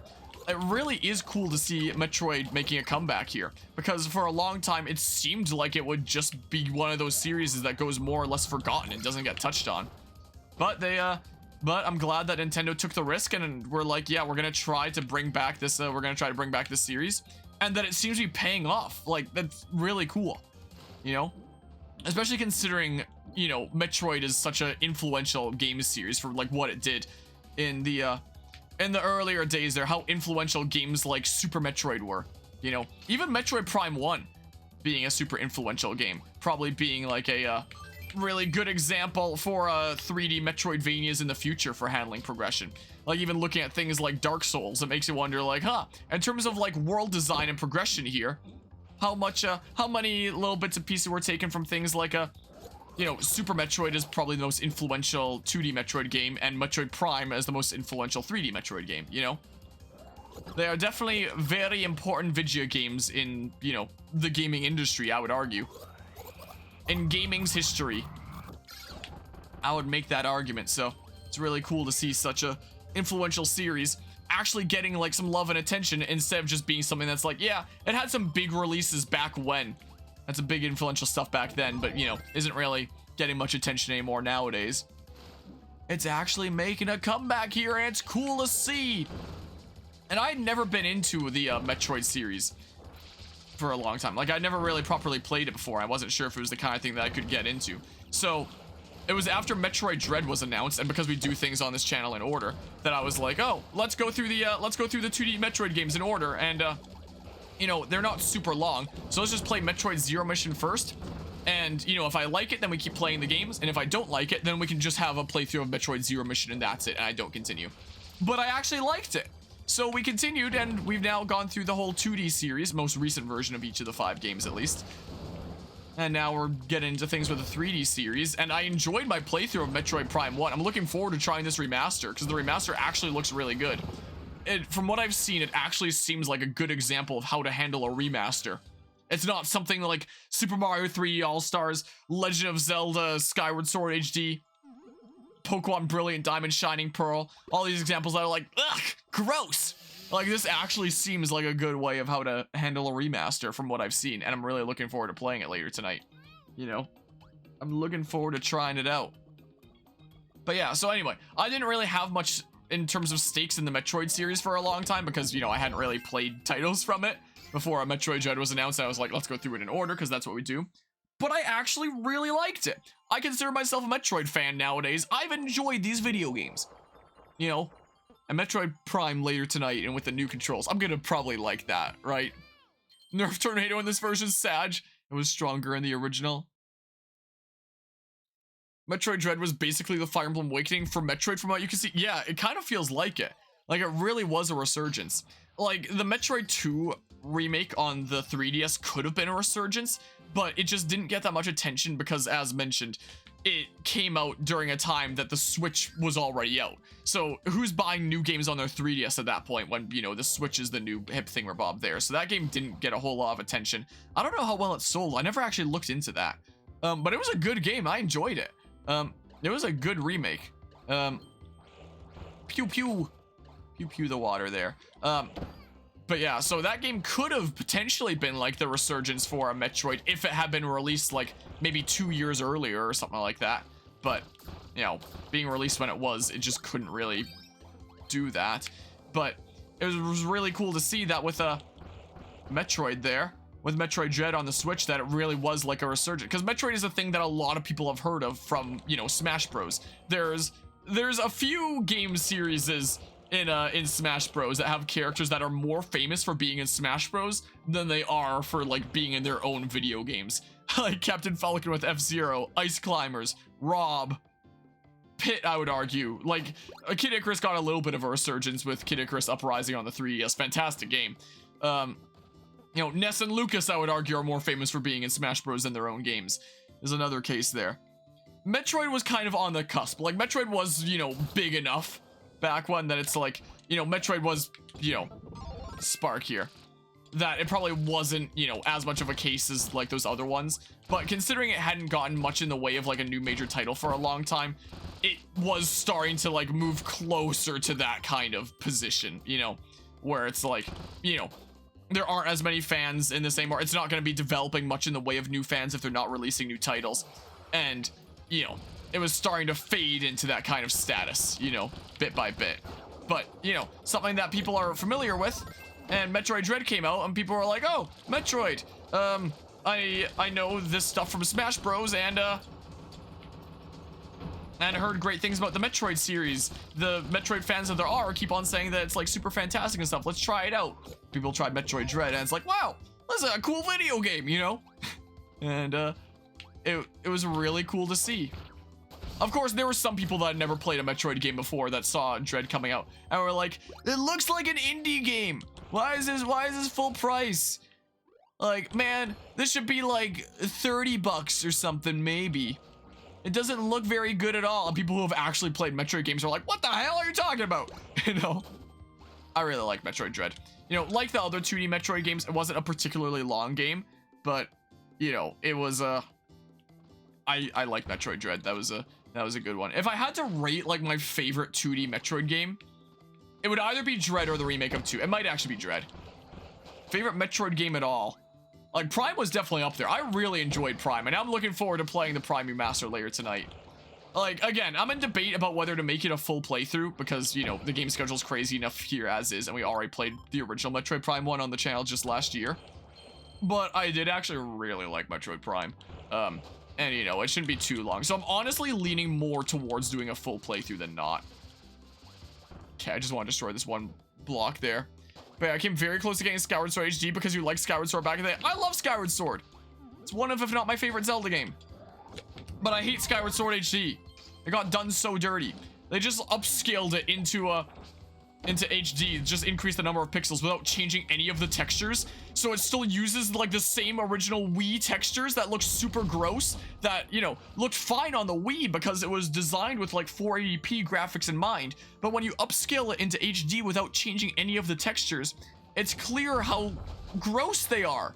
So I would argue that Skyward Sword HD actually has worse graphics than the original Skyward Sword, just because these textures were never meant to be seen in HD, and in HD it becomes evident how gross they are, something that you would have never noticed in like the native 480p of the original game, you know? So like, I will stand by my claim that Skyward Sword HD looks worse than the original game. Metroid Prime Remastered, from what I've seen like thus far, I've basically just seen like trailers, and I've tuned into Johnny streams of it, Jodo Johnny there. Dude that we hopped into Pokemon Scarlet and Violet a little bit with, tuning into some of his streams. It's looked really good. Hey, it's the boot from the SpongeBob movie. It's bigger boot, or no, it's the boot that Dennis had, because it's the spiky one specifically, is the case. Yeah, look at this. Boobity bop. Ow! Just let me boot around here and stuff. But yeah, things like Skyward Sword HD and Mario 3D All-Stars are how not to handle remasters. Both of them were cases of just upscaling and not changing any of the textures at all. Exception to Mario 64, where they changed like the portraits and stuff. Whoops. Where they actually improved the graphics of those, but pretty much everything else, you know, it's just the exact same but scaled up and stuff. Yeah, let's see here. Remember the guy who made the original God of War played Metroid Dread for the first time and complained that it was poorly designed? And yeah, God of War and Metroid are definitely very different games there. Metroid Dread felt like Elden Ring in the sense that a lot of the complaints are very silly. I agree. Remember seeing people go so far as for advocating pirating of Metroid Dread. I remember seeing like some brief stuff about that. What was that all about again? I don't even remember there. Which to everyone in chat, also people watching on YouTube, do not pirate Metroid Dread. Purchase it with your own money because it's very good. Yes, I agree. I quite like that game. It's a very good game there. And also, when it comes to like Metroid Prime there, I do a lot of, you know, emulation slash, which I guess is technically piracy of old games that, you know, the company's literally not even selling anymore, where it's like the only way to buy it legitimately would be to, you know, go through secondhand sellers where the company doesn't even profit off of it anymore, you know? Like, if you bought the, gosh dang it, but it's fine, because I can just exit out. Like, if you bought the original Metroid Prime, there's no way that, you know, Nintendo would be able to profit off of it anyway, because, you know, they don't exactly sell it anymore, you know? But I've long said around here that, you know, all these old games that I emulate and play, if they're just made available, I'll buy them. And, you know, evidently that's the case. Evidently I'll buy them. You know, they made it available. I played it last year, emulated. I quite enjoyed it. They made it available. I bought it, you know? The only thing that I don't agree with is like the Nintendo Online kind of stuff there, like their expansion pass thingamabobs with the Nintendo 64 and Game Boy Advance. I still kind of want to avoid that just because it's like I never actually own those games. It's like renting them. I never get to, you know, keep that thingamabob myself. I don't like that. That I can't really get behind. I'd rather own these games. But, you know, if they make the games available to me in a way that I could own and put on my shelf, I'll buy it. Evidently, that's what I did today, you know? So while I did, you know, emulate the original Metroid Prime, just because, you know, how else am I going to play it? There's no way to buy it in a way that benefits the company anymore, so who is it harming? But I always say around here, if they just make the games available, I'll buy them. You know? Only reason I'm emulating is because it's not available in any other way. You know? I'll play the original game and it's not available in any other way. But they made it available, I buy it. Plus, I really enjoyed the game, you know? I really quite liked Metroid Prime. So I'm really looking forward to playing Remastered here later tonight. And we'll see how much I remember from my original playthrough, because it was like less than a year ago. I think it was like May last year that we played the original there. So we'll see how much I remember and how much I can zoom through. And try out like the new controls rather than the weird rail shooter like controls of the original, where left stick was moving and aiming, because that was before it was standard in the gaming industry to have, you know, right stick aim. You know, it was different times before that was the norm. There had been games with, you know, right stick aiming before that point, but, you know, it was like a weird niche thing that some games were doing at that point. It wasn't like the standard thing in the industry yet. But basically people were saying that it's always morally correct to pirate Nintendo games, even ones currently in sale, because Nintendo did something stupid again. I mean, if you really disagree with something about a particular game, like that's kind of the way that is for me with Skyward Sword HD, where it's like, wow, they really just ported over the exact same game, scaled up the graphics, gave it some new controls that are kind of wonky, and charged full price for it. It's like, I morally disagree with that. That's pretty wonky there. Like, it really seems like this is a good way to handle a remaster. Like, actually adding new controls that make sense. Actually not just increasing the number of pixels, but actually, you know, reworking the textures and the models and stuff like that. Like, Samus in this, from what I've seen of gameplay footage so far, looks really good. You know, way better than you could get by just emulating and upscaling the graphics. If you want to play Skyward Sword in the best graphics, just download it on Dolphin and download a community-made texture pack, and it will be better than what the company gives you with Skyward Sword HD. Like, it'll look leagues better. People have even made 4K texture packs for Skyward Sword. So you can straight get a better experience by doing that, rather than the cheapo crap option the company gave you. So cases like that, where it's like, the company only bothered to make you, like, the worst possible version of this that they could give you, when you can straight up get a better experience through other means here, then it's like, I can see an argument for that. But when they are releasing an actual best version, buy that, support it, you know? Because, you know, oh, there's just still a little bit of plastic left here. Yeah, there's still a little bit of plastic that I missed there. Like, when they actually put effort into it to make it a nice game, absolutely support that. That's the way that I see that there. But for the sake of, you know, CYA cover your ass, I gotta, you know, clarify here that I do not condone piracy, you know, for gotta cover my ass as a content creator, you know, is the case. But, you know, if the company's charging full price for a worse version of the game, then it's like, and there's also cases like, you know, Brilliant Diamond Shining Pearl, where it's like Pokemon Platinum is just straight up the better game. It's like, I got a comment on the BDSP essay earlier today, where someone was saying that they were actually really grateful for BDSP, because it was the game that was so bad that it broke them out of their funk of needing to play like every Pokemon game when it comes out, because they realized that they really could just play Platinum and it would be the better game, you know? So, you know, if, you know, and again, I don't condone piracy, so, you know, if there's cases like that where there is an old, better version, don't pirate the new, worse version. Just emulate, like, the old classic version that's better. Like, Skyward Sword, play the original Wii version with, like, some community-made texture packs. If you want to play Pokemon Gen 4, play Pokemon Platinum. It's the best experience that you can get, because BDSP sucks. BDSP still makes you angry, same. You know, stuff like that. And those are games that, you know, if you wanted to play the original anyway, you literally can't buy it in a way that benefits the company anymore anyway, since, you know, they're not being sold anymore. You just have these, like, full-priced, arguably worse versions of the same game. I should not have gone for this. No, it's fine. It's not one of the things that insta-kills you. So it's fine there. But yeah, let's see here. Get the Metroid Prime Remastered, but bought the trilogy on the Wii U eShop a few months ago. So have the same game twice. It looks a little bit, it looks significantly better than on the Prime Remastered trilogy. And you actually get to use, you know, stick aiming controls with this version, as opposed to the Prime Trilogy version, where I don't really need that one up, where you have to use motion controls. So, you know, if you're cool with motion controls, it doesn't make much difference, but, you know, if you want to play, like, modern shooter kind of controls of left stick move, right stick aim, then it has to be that, is the case. Which, you know, thank goodness they included in that. Like, it might be kind of weird getting used to when we play it later tonight, just because I'm so used to the rail-like movement of the original now. But I'm sure I'll get used to it, and I'll probably like it more than the rail-like movement, just because it gives you so much more options, you know, than the restricted rail-like movement of the original. But like I said, I did originally get used to it, but now I'm gonna have to break out of my being used to it and learn the more standard gaming industry system nowadays. But yeah, do not pirate but preserve. That's a good way to put it.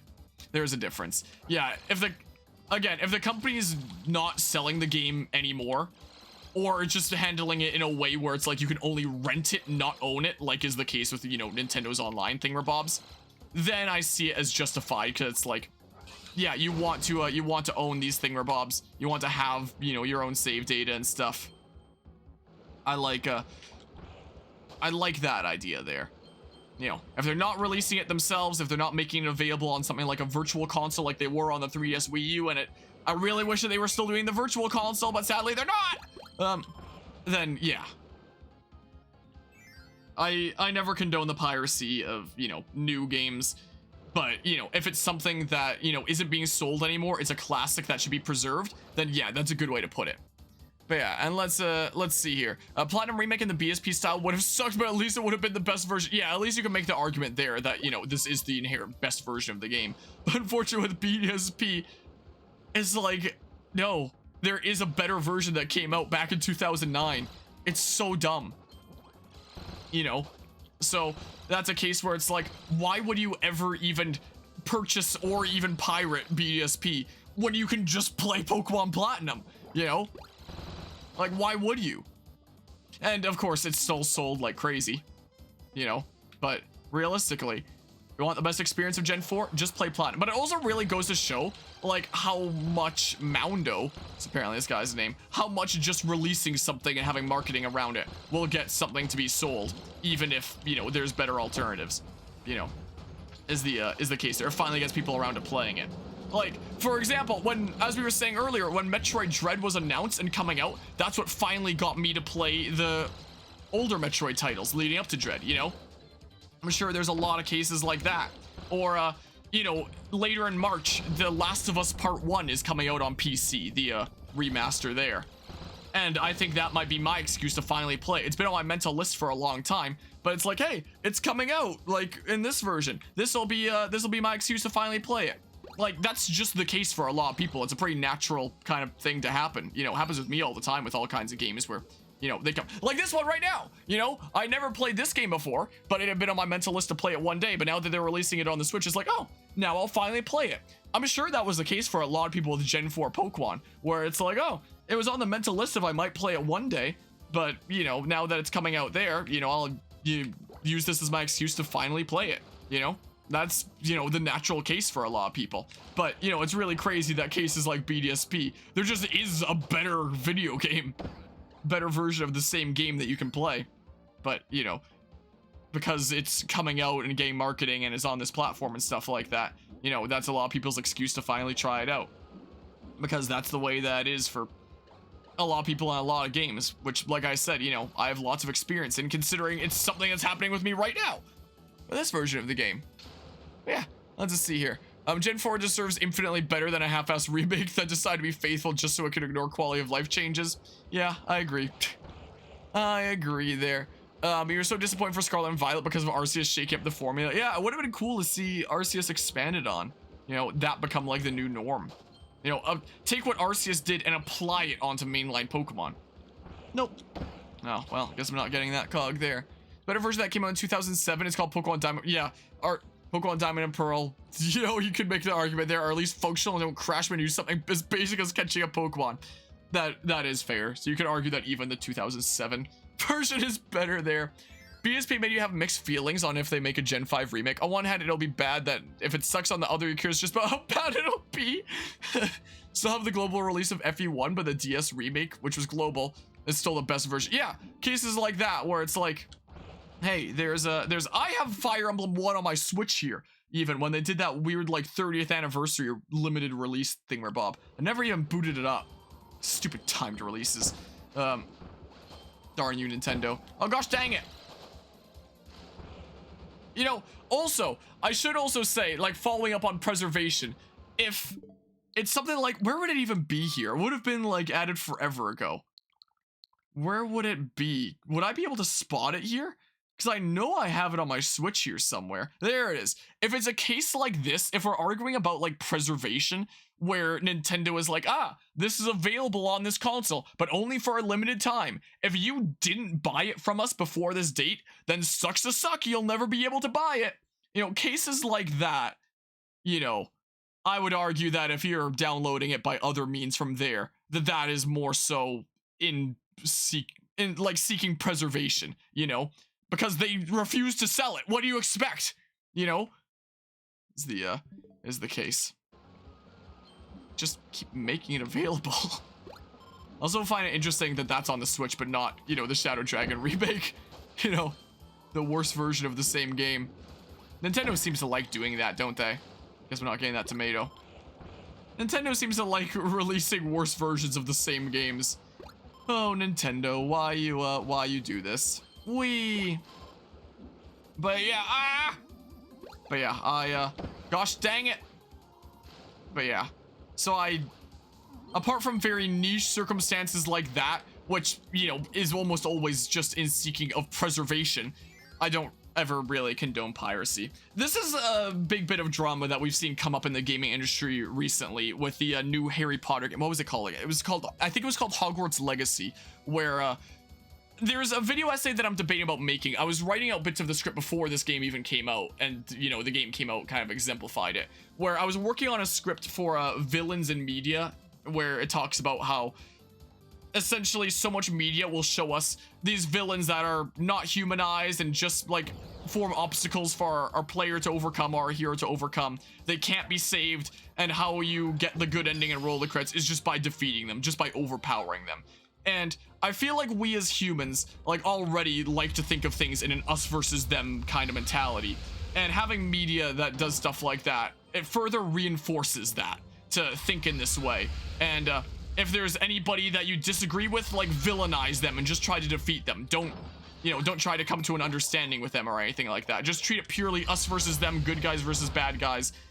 You're either 100% with us or you're 100% against us. And I see that all the time with like comments on my Pokemon essays where, you know, look at my Legends Arceus essay, and there's plenty I praise about the game, but a lot of people treat it as like, oh yeah, if you're not 100% for this game, then that means you're 100% against it. And that's kind of what's been seen with the Harry Potter game that recently came out, where people are like, oh, J.K. Rowling said these things that are apparently transphobic. That means that she's like this super awful transphobe, and anybody that supports anything Harry Potter related is just as bad. It's like, it puts people into these two camps, and you see all these people going to like the Twitter battlegrounds and stuff like that and villainizing anybody that plays that game, buys that game, streams that game, anything like that. And it's like, huh? Yeah, what now? This is a safe spot, right? Oh, it doesn't quite do that. But yeah, like I saw all kinds of gosh dang it, darn you, things coming out after that game released of Twitch streamers getting harassed just for playing that game. There was a lot of people that have like denounced streamers communities. Apparently a lot of people who had regulars around for a long time that have suddenly like denounced them and left just because they were playing, you know, this game about wizards. Somebody apparently even made a website called Have They Played That Wizard Game or something like that, where you could basically look up someone's Twitch username and it would tell you whether or not they've streamed that game, so that you know like never to support that streamer ever again. Like, it's so gross, it's so disgusting there. Like, if you don't want to play a game for some particular reason, like it gives J.K. Rowling a few pennies and you don't like that, then fine, don't play the game. But don't feel entitled to like enforce that onto anybody else who doesn't think the same as you. You know, everyone is entitled to their own beliefs. If you want to believe that, you know, Rowling is this super awful person and you don't want to support her IP at all, then fine, don't. That's your own decision. But the problem with so many people on the internet nowadays is so many people have this like degree of entitlement to enforce what they believe onto everyone else around them. And it results in situations like that just, you know, kind of really grosses me out, you know? And I don't like seeing stuff like that. And there have been some people even that I've worked with on channel projects here before that I have seen go to Twitter battlegrounds over stuff like that, and it sketched me out being like, oh, yeah, that's not great, and I don't really condone that kind of behavior, you know? But I've seen a lot of people advocating for pirating that video game there, that I don't really know anything about Harry Potter myself. I've seen like all the movies like once a long time ago when they first came out, and that's it. I remember very little about the storyline. I don't know stuff about it. You know, had I been someone that grew up with it, maybe it would have been a game that I played, but, you know, I'm not a Harry Potter fan myself.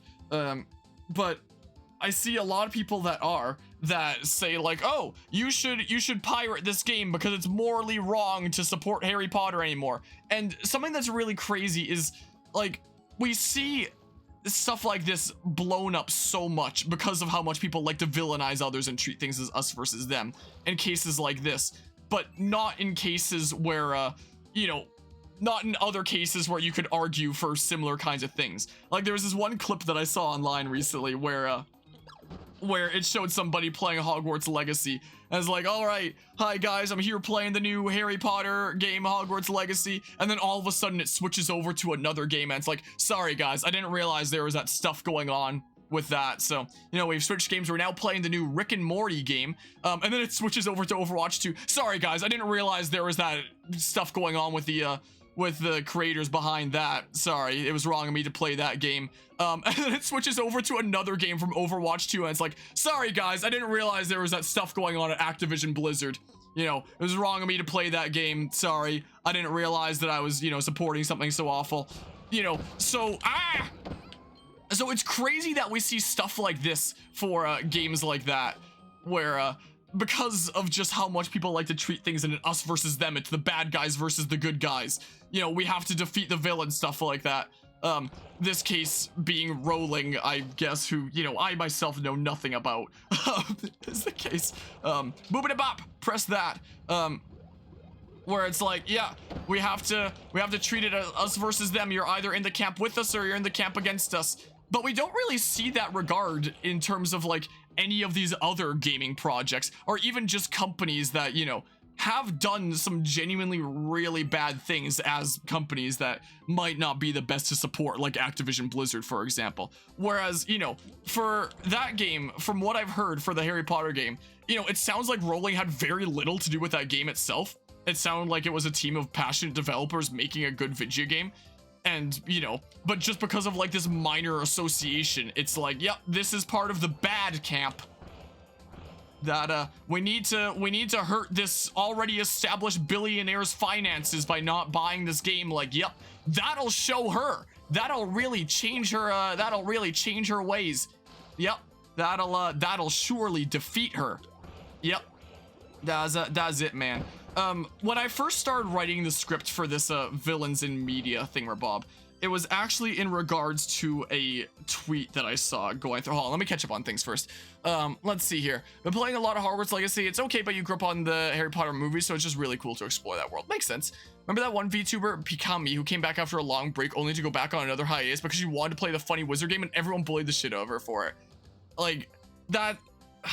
It's certainly a state. I never support anybody bullying anybody for playing like any game for, you know, any specific reason there, you know, is the case. I asked him about it on Twitter, and, you know, I asked him how exactly, you know, this game was doing these other things that he was accusing it of, and his answer was, I don't know, I just heard about it from, you know, these respective communities, and I trust them. And I looked into it myself, and I determined my answer was this isn't the case, so... I'm not entirely sure that I'm going to quite trust the take there, I'm sorry to say. Namely, one of the big things that the game was being accused of was anti-Semitism, where, like in the portrayal of, was it goblins? Was it house elves? I don't remember. It was something like that. And, I ended up looking into it, and apparently, like, established, like, Jewish social groups, analyzing it, have said like, yeah, this really isn't. It's more so just like, these are the old style, you know, takes that were established by, you know, Christians over a long time, but it's not directly, you know, the game itself isn't directly anti-Semitic, and there's plenty from this group that, you know, are good guys as well, not just like these baddies that control the economy or whatever the heck thingamabob there. But it's not so, they said that it wasn't necessarily trying to make the arguments that this is, you know, what these people are like, but more so just playing off of like the classical kind of, you know, thingamabob that was popularized by, you know, centuries of Christians spreading lies about Jewish people there. And it's like, oh, well, if, you know, these groups that are, you know, these established Jewish social groups are saying like, it's not really anti-Semitic. It's not really that bad. It's like, okay, it's probably not all that bad then. And the stuff that I was reading up about is like, yeah, it really doesn't sound like it's trying to villainize this group by any means, you know? This is not the impression that I got. So, you know, I'm the kind of person that much prefers to look into things myself and come to my own conclusions rather than just being like, oh, somebody told me that's the way that it is, so I'm going to trust that that's the way it is, which is the answer that I got when I asked about that there. So, you know, so that's the case there. And I'm always the kind of person that promotes, you know, people looking into things themselves. It's something that I promote in the Scarlet and Violet essay coming up that I've been working on. Like, one of the things I say in it is, like, if you get any one takeaway from these video essays is, like, don't be afraid to look into things yourself if something seems sketchy or off, because I'm just some idiot with a calculator that determined the stuff with the Pokedex in that respective section, you know? Is I'm the kind of person that does that, you know? I like to look into things and come to my own conclusions on matters. But yeah, anyway, I saw a lot of people promoting pirating that game, and like my stance on it is, if you want to play it, buy it and play it. If you don't want to support it, then don't buy it, don't play it. I don't condone piracy, stuff like that, you know? That's my stance there. And it's also really funny, all the insane amount of people calling for a boycott of that game have just like popularized it even more, is the thing. Like, there's so many people waging Twitter warfare. I have no idea what the heck I'm supposed to do here. There's so many people waging Twitter warfare over that, being like, man, it's so awful to support this game in like any way at all. Like, it's only right to pirate or boycott it and stuff. And, you know, it got a lot more attention around the game and only helped bolster its sales. So all the people waging Twitter warfare is like, huh, bad news, guys. The boycott isn't working. What do we do now? You know, like, it just helped to popularize it. Like, if you really want to hurt something, then just don't talk about it. Like, don't bring it up. Pretend that it doesn't exist, you know? Don't bring all this attention to it being like, oh, this is such an awful, evil thing that you can't support, you know? Because that's going to have the exact opposite effect. But unfortunately, everybody that gets, like, really, really offended and, like, feel, you know, the most strongly about this are going to be those that feel like the most justified by getting vocal about it, or they're gonna feel, you know, the most at ease by being vocal about it and feel like they're making a difference by defeating the villains, you know, when really they're doing the exact opposite effect without realizing it, you know? But yeah, let's see here. You're sadly in an impasse about the game. It looks like fun, but you don't want to lose friends over it. Yeah, that's what it sounded like for a lot of people. There have been a lot of platforms and a lot of content creators that would normally cover that game, but haven't because they're afraid of the backlash that they'd receive over it, you know, because they know that it might hurt their numbers of people denouncing them, because the whole us versus them mentality. You're either 100% with us or 100% against us, and if you, so if you start playing that video game, that means you're part of the bad guy group. It's like, what? You what now? As I've been reading up on situations with this game, apparently a lot of people have even been seeking like permission from their transgender friends to play the game. Like, it's like, that's really what you need to play this game, is you need permission from like, you don't need permission to play, like, play whatever video game you want, you know? Play whatever game you want there. Is the case. Now 50-50 at first because you did grow up with Harry Potter as a kid, but you saw gameplay and went, this ain't it. Yeah, like, some people really like the game, some people might not like that kind of game. Like, it's a completely personal choice there, you know?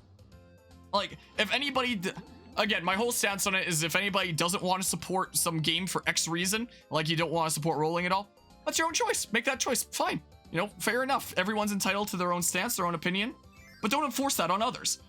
You know, don't villainize somebody because they wanted to play this video game, you know, is the case. Yeah, and that's perfectly fine. If that's the way that you feel, then fine. I won't try to convince you otherwise. Like I said, I wouldn't even be able to. I don't know anything about rolling, really. Is the case. Boobity bop. I have a bomb now. Okay, I don't know what the heck the point of that was. But anyway, the thing that, this is actually something that I was debating about, talk about last night. When we were gonna grind in Pokemon Coliseum last night, I said, what are things that we can talk about? I guess there's a video essay script that I'm a little bit, like, sketchy about making that I could talk about, but I never actually ended up talking about it because we started playing Pokemon Scarlet from there. I remembered that when I was cutting it up into parts last night. This is the video essay script in general, and I started writing it before anything with, you know, that Harry Potter game came up. The thing that originally inspired me to start writing a script on villains in media was when I was scrolling through Twitter one day, and I saw this tweet that said a story in 3 parts, and it was like 3 images of like someone else's tweets. The first tweet was this guy saying something along the lines of, spot the difference, literally impossible. And one image, it showed Nazi Germany, and the other picture, it showed a pride parade.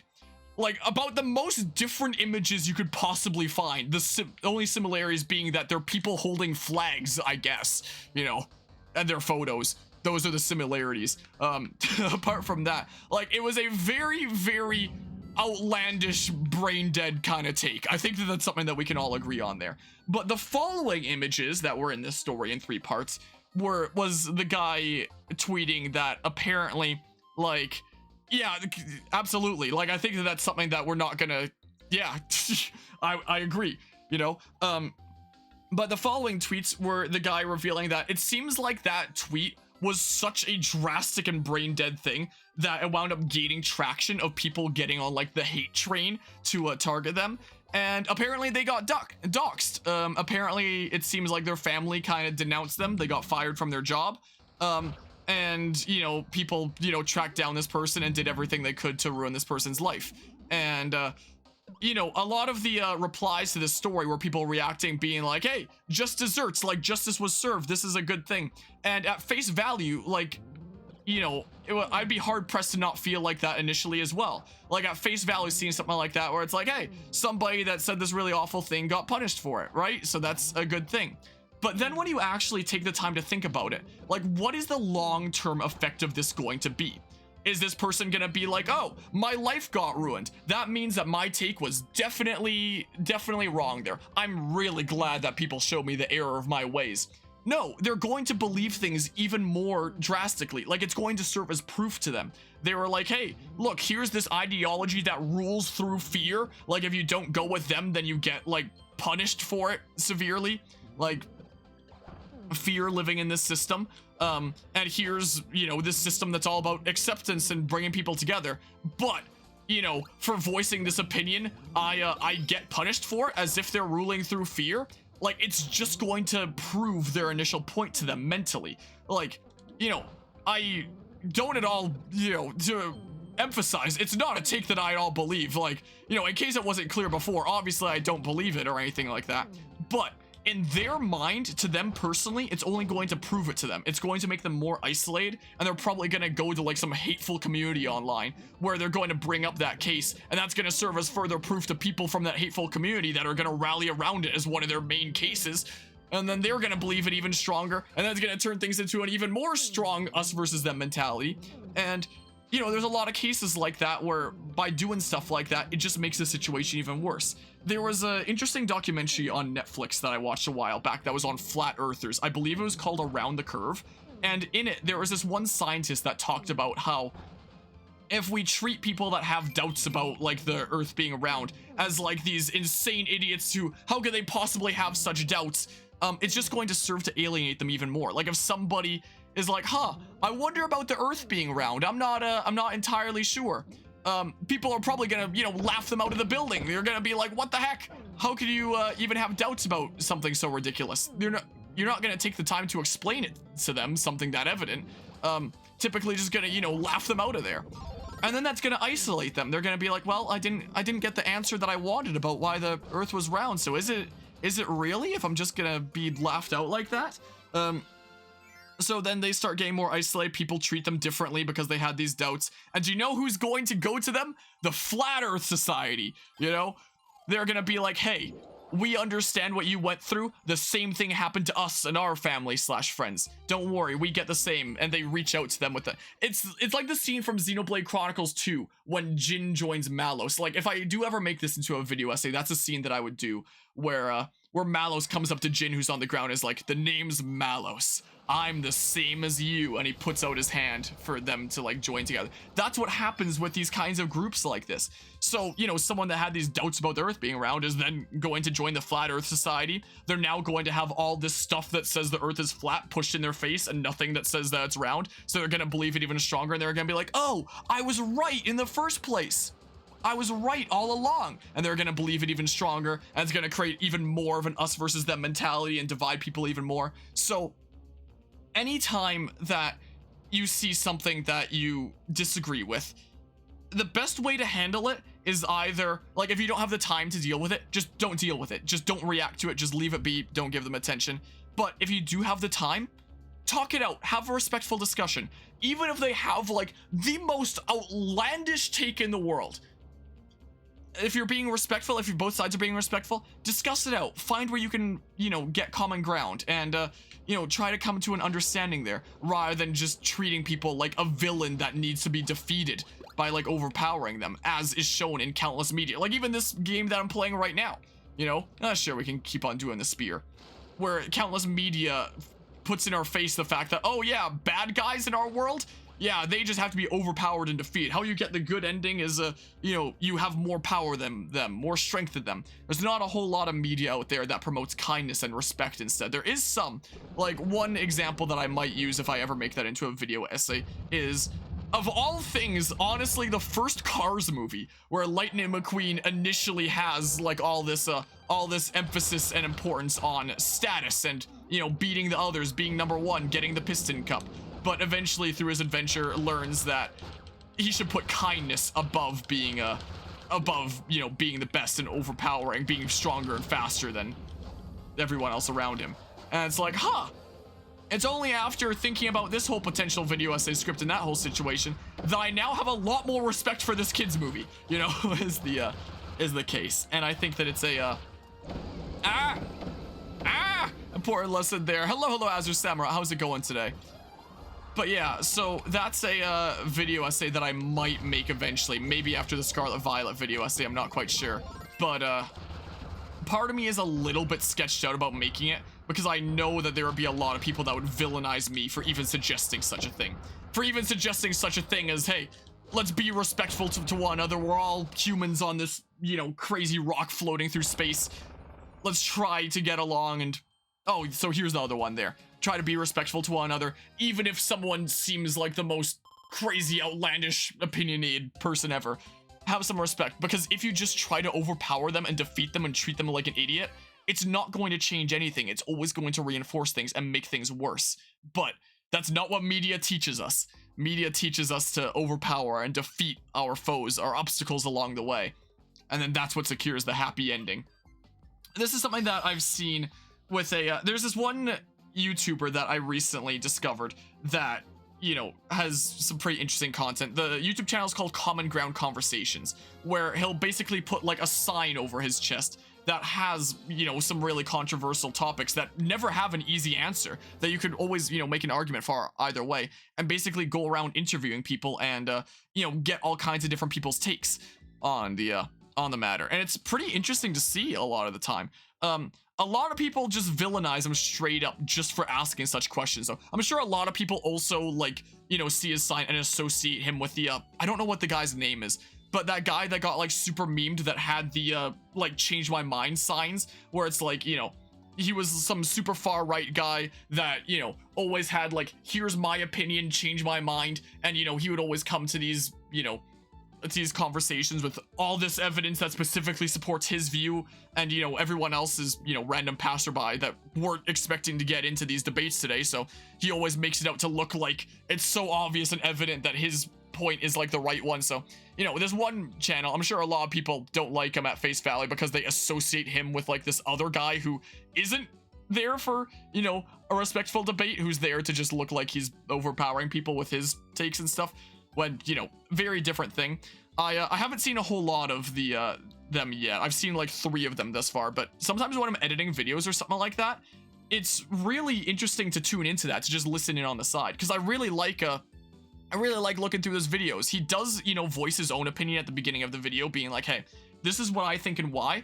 like, here's some things that may support that view, and here's some things that may oppose that view. And even if somebody comes up to him and, you know, tells him exactly the same viewpoint that he has, he's not like that change my mind guy that's like, oh yeah, we agree, we have the exact same thing, there's nothing to debate here, great, handshake. No, this guy from Common Ground Conversations, even if the person they're talking to has the exact same opinion as him, he'll give them stuff to, like, rebuke them. You know, he'll give them some stuff for them to ponder that, you know, makes them second guess themselves to, like, really question it, you know, because he always treats it as if there is no right answer to any of these, like, dedicated, difficult subjects. There's always, you know, wiggle room here, and, you know, there's room for debate. But a lot of the time, these questions that he's asking will have people, you know, villainize him just for asking the question, being like, oh, it's not inherently evident to you, like, right at face value, that you have the same answer as me, which is, like, you know, inherently obvious to me. That means that you're the bad guy, you're the villain for even asking such a thing. You should naturally have the exact same answer as me. And that's not the way to treat, it's the exact same situation as, you know, things like that example of, like, flat earthers, that example of that one, you know, Twitter user there, or even people playing, like, the Harry Potter game. If you treat matters that, like this, where you believe in one thing for one reason and you treat everyone else as someone that you just have to defeat and overpower, and not someone that you can have a respectful discussion with to be able to find common ground, then you're just going to make things worse and make people, like, even less inclined to believe your stance, you know, which is why I don't condone that kind of behavior at all, and, you know, why I feel like it's important to potentially make a video essay on, though, you know, one that I'm slightly sketched out about, because I know that there are going to be people that villainize me for even voicing such things, you know, as typically happens there. I'm getting text from the mechanic about tomorrow, so maybe about 10 a.m. I'll say. Sure, sounds good. That'll give me some time in the morning to, you know, go get him, like, a gift card and some snacks and stuff like that for the Master Cylinder party. So, like, I feel like it's an important matter. And, you know, the way that I handle myself in this channel, I kind of want to establish myself as someone that isn't afraid to feel like I say what needs to be said, out of fear of people, you know, coming after me and, you know, giving me a hard time. Like, that's alright what I've established with myself for Pokemon, considering I have gotten death threats over Pokemon before. I have had people try to cancel me over Pokemon before. You know, so I have experience with that kind of thing already. And, you know, the whole reason why I wanted to get into content creation in the first place was because I do want to be able to help make the world a better place, be like a positive influence on people, and, you know, spread positivity and stuff like that. It's something that was kind of instilled with me through Taekwondo while I was growing up, and it's something that I want to help continue to spread and continue to, you know, one random act of kindness at a time, continue to spread positive vibes, all that fun stuff there. I want to use the channel as a force for good. So, like, if that means getting into more difficult subject matter like that, it is something that I'd like to do. I know that it's a complicated topic, though, which is why I actually reached out to my cousin, who's a philosophy professor, for help on this subject. I gave him, like, my whole stance there, my whole shtick that I basically gave here, and he was like, huh, that's a really interesting topic there. It sounds like you've been deep in philosophical thought recently. And he asked me for my email address, because, like, if I typed it out through texting, like, I'd kill my thumb, so if I could have an email address, that'd be great. This was a couple weeks ago. I haven't heard from him yet. So either like, he forgot or is busy and things came up, or he's preparing, like, a whole massive philosophical paper for me to read through on the topic of, like, villains in media and villainizing people and us versus them mentalities for me to receive. And he does like his long philosophical papers. You know, is the case. So either or, we'll see what's possible there. But yeah, you treat people like villains, eventually they'll become villains. Yeah, absolutely. Which is why it's wrong to, you know, treat people like that. But unfortunately, what media shows us is to, you know, treat the obstacles in our way like villains that you overpower, have more strength than, overcome, you defeat, and then happy ending, you roll the credits, you know, is the case. Yeah, I don't think that, you know, treating people like villains is great for, you know, mental states and stuff like that. It just continues to reinforce your own stance even stronger and more drastically in you, and continues to reinforce the other person's stance even more strongly in them if you treat them like villains and like pure idiots for having believed the thing that they did in the first place. Like, you know, sometimes I will get into some debates in the comments of the Pokemon essays when people do actually, you know, disagree with me in respectful ways that are like, hey, neat video. I disagree with these points for these reasons, where it's like, okay, yeah, let's talk it out. But most of the time, you know, easily more time than not, probably like 90% of the time, more, maybe even more than that, if I have somebody disagreeing with me in the comments of my Pokemon essays, it's them getting mad at me with like short-term emotional responses, because that's what the internet promotes nowadays. Like the way that the way the online platforms are handled makes things worse as well, that promote short, like, in the now emotional responses rather than thought out discussions, you know. And I want to promote more respectful thought out discussions and less just short-term emotional responses. Like, oh man, you said that Pokemon wasn't completely perfect? Man, you're awful. It sounds like you're the one that just grew up and lost your magic. Or man, you played a game about wizards? That means that you're supporting the enemy. Shame on you. You know, it's childish. Welcome back, Kirby. With the left wing back in place, the wings are finally complete. It's finally looking like a real star cutter again. And we can find those last two parts, the lower will be flying again in no time. Keep at it, Kirby, I believe in you. So, yeah, I've been working on that as like a script in the background. I currently plan to have it be like the next video essay after the Scarlet and Violet one. Another one that has like more real world implications, kind of like my Live Alive video essay or my history in video games one. You know, have like some more video essays like this that have like real implications and real lessons that aren't just about one specific video game. I like being able to do video essays like that sometimes. But I know that if I ever make and release that video essay, that there are going to be people that villainize me for it. That are like, respectful discussion, not just treating people with wrong opinions like they're these awful people that need to be defeated. How dare you suggest such a thing? I know that would actually, you know, that would definitely be the case with a lot of people. But, you know, I still feel like it's something important that needs to be said. How do we end up talking about this from Kirby anyway? But yeah. And then you villainize people who don't believe that way. Yeah, that's the way it is for a lot of people. I feel like the internet has led to a lot more radicalization. Yep. In the sense that when it comes to an argument, you can only choose one side or the other. If you're in the middle, you're a fence sitter or a filthy centrist. Yeah.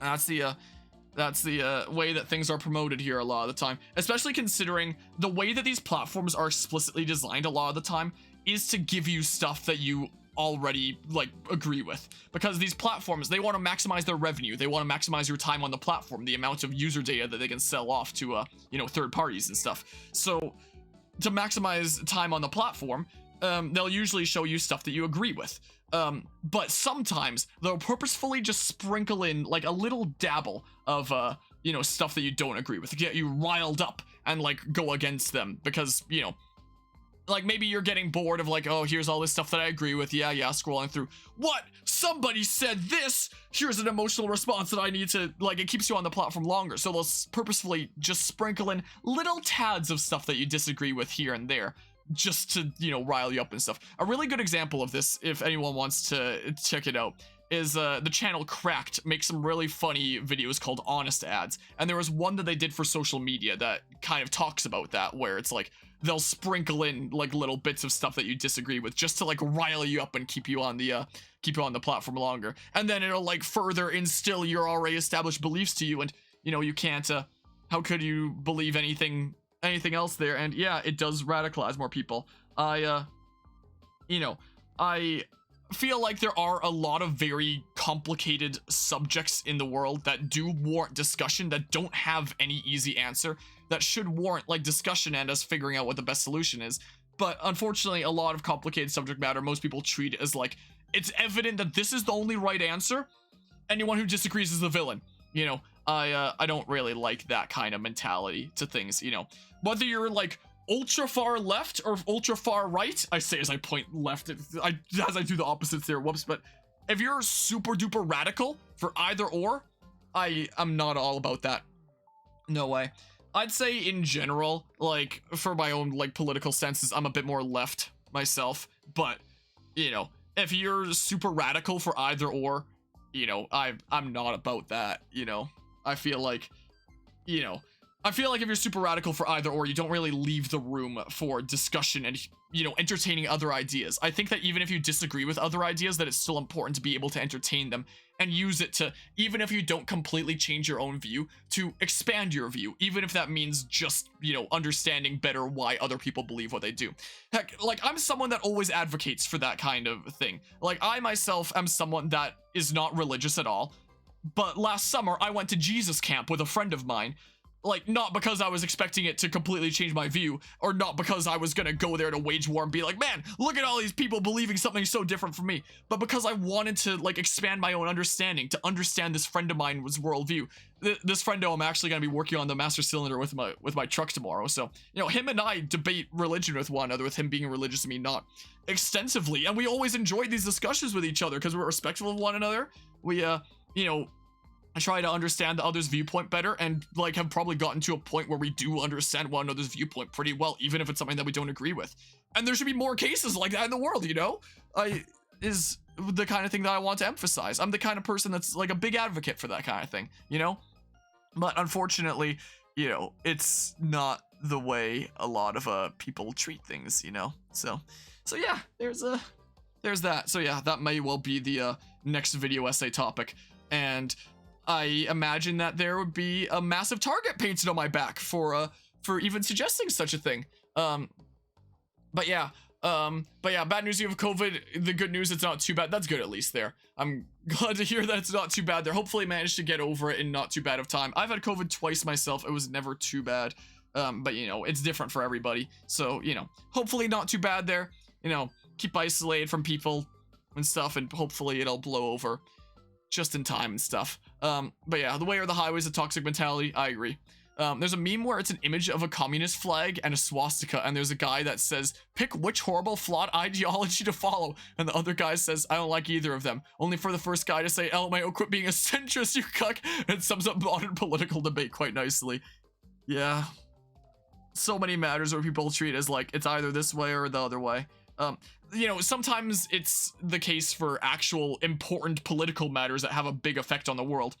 Sometimes it's stupid stuff, like whether you like or dislike modern Pokemon games. Like, I see it in the comments of my video essays all the time, of people being like, oh my goodness, you're so dumb, you're such an awful person. I actually save a lot of them on my computer, because sometimes I use them in future video essays, being like, you know, it'll be great for this upcoming video essay. I always blur out the names. You know, I never try to promote anybody, you know, coming after anybody for any reason, or being somebody that's like, look at these villains here, or anything like that.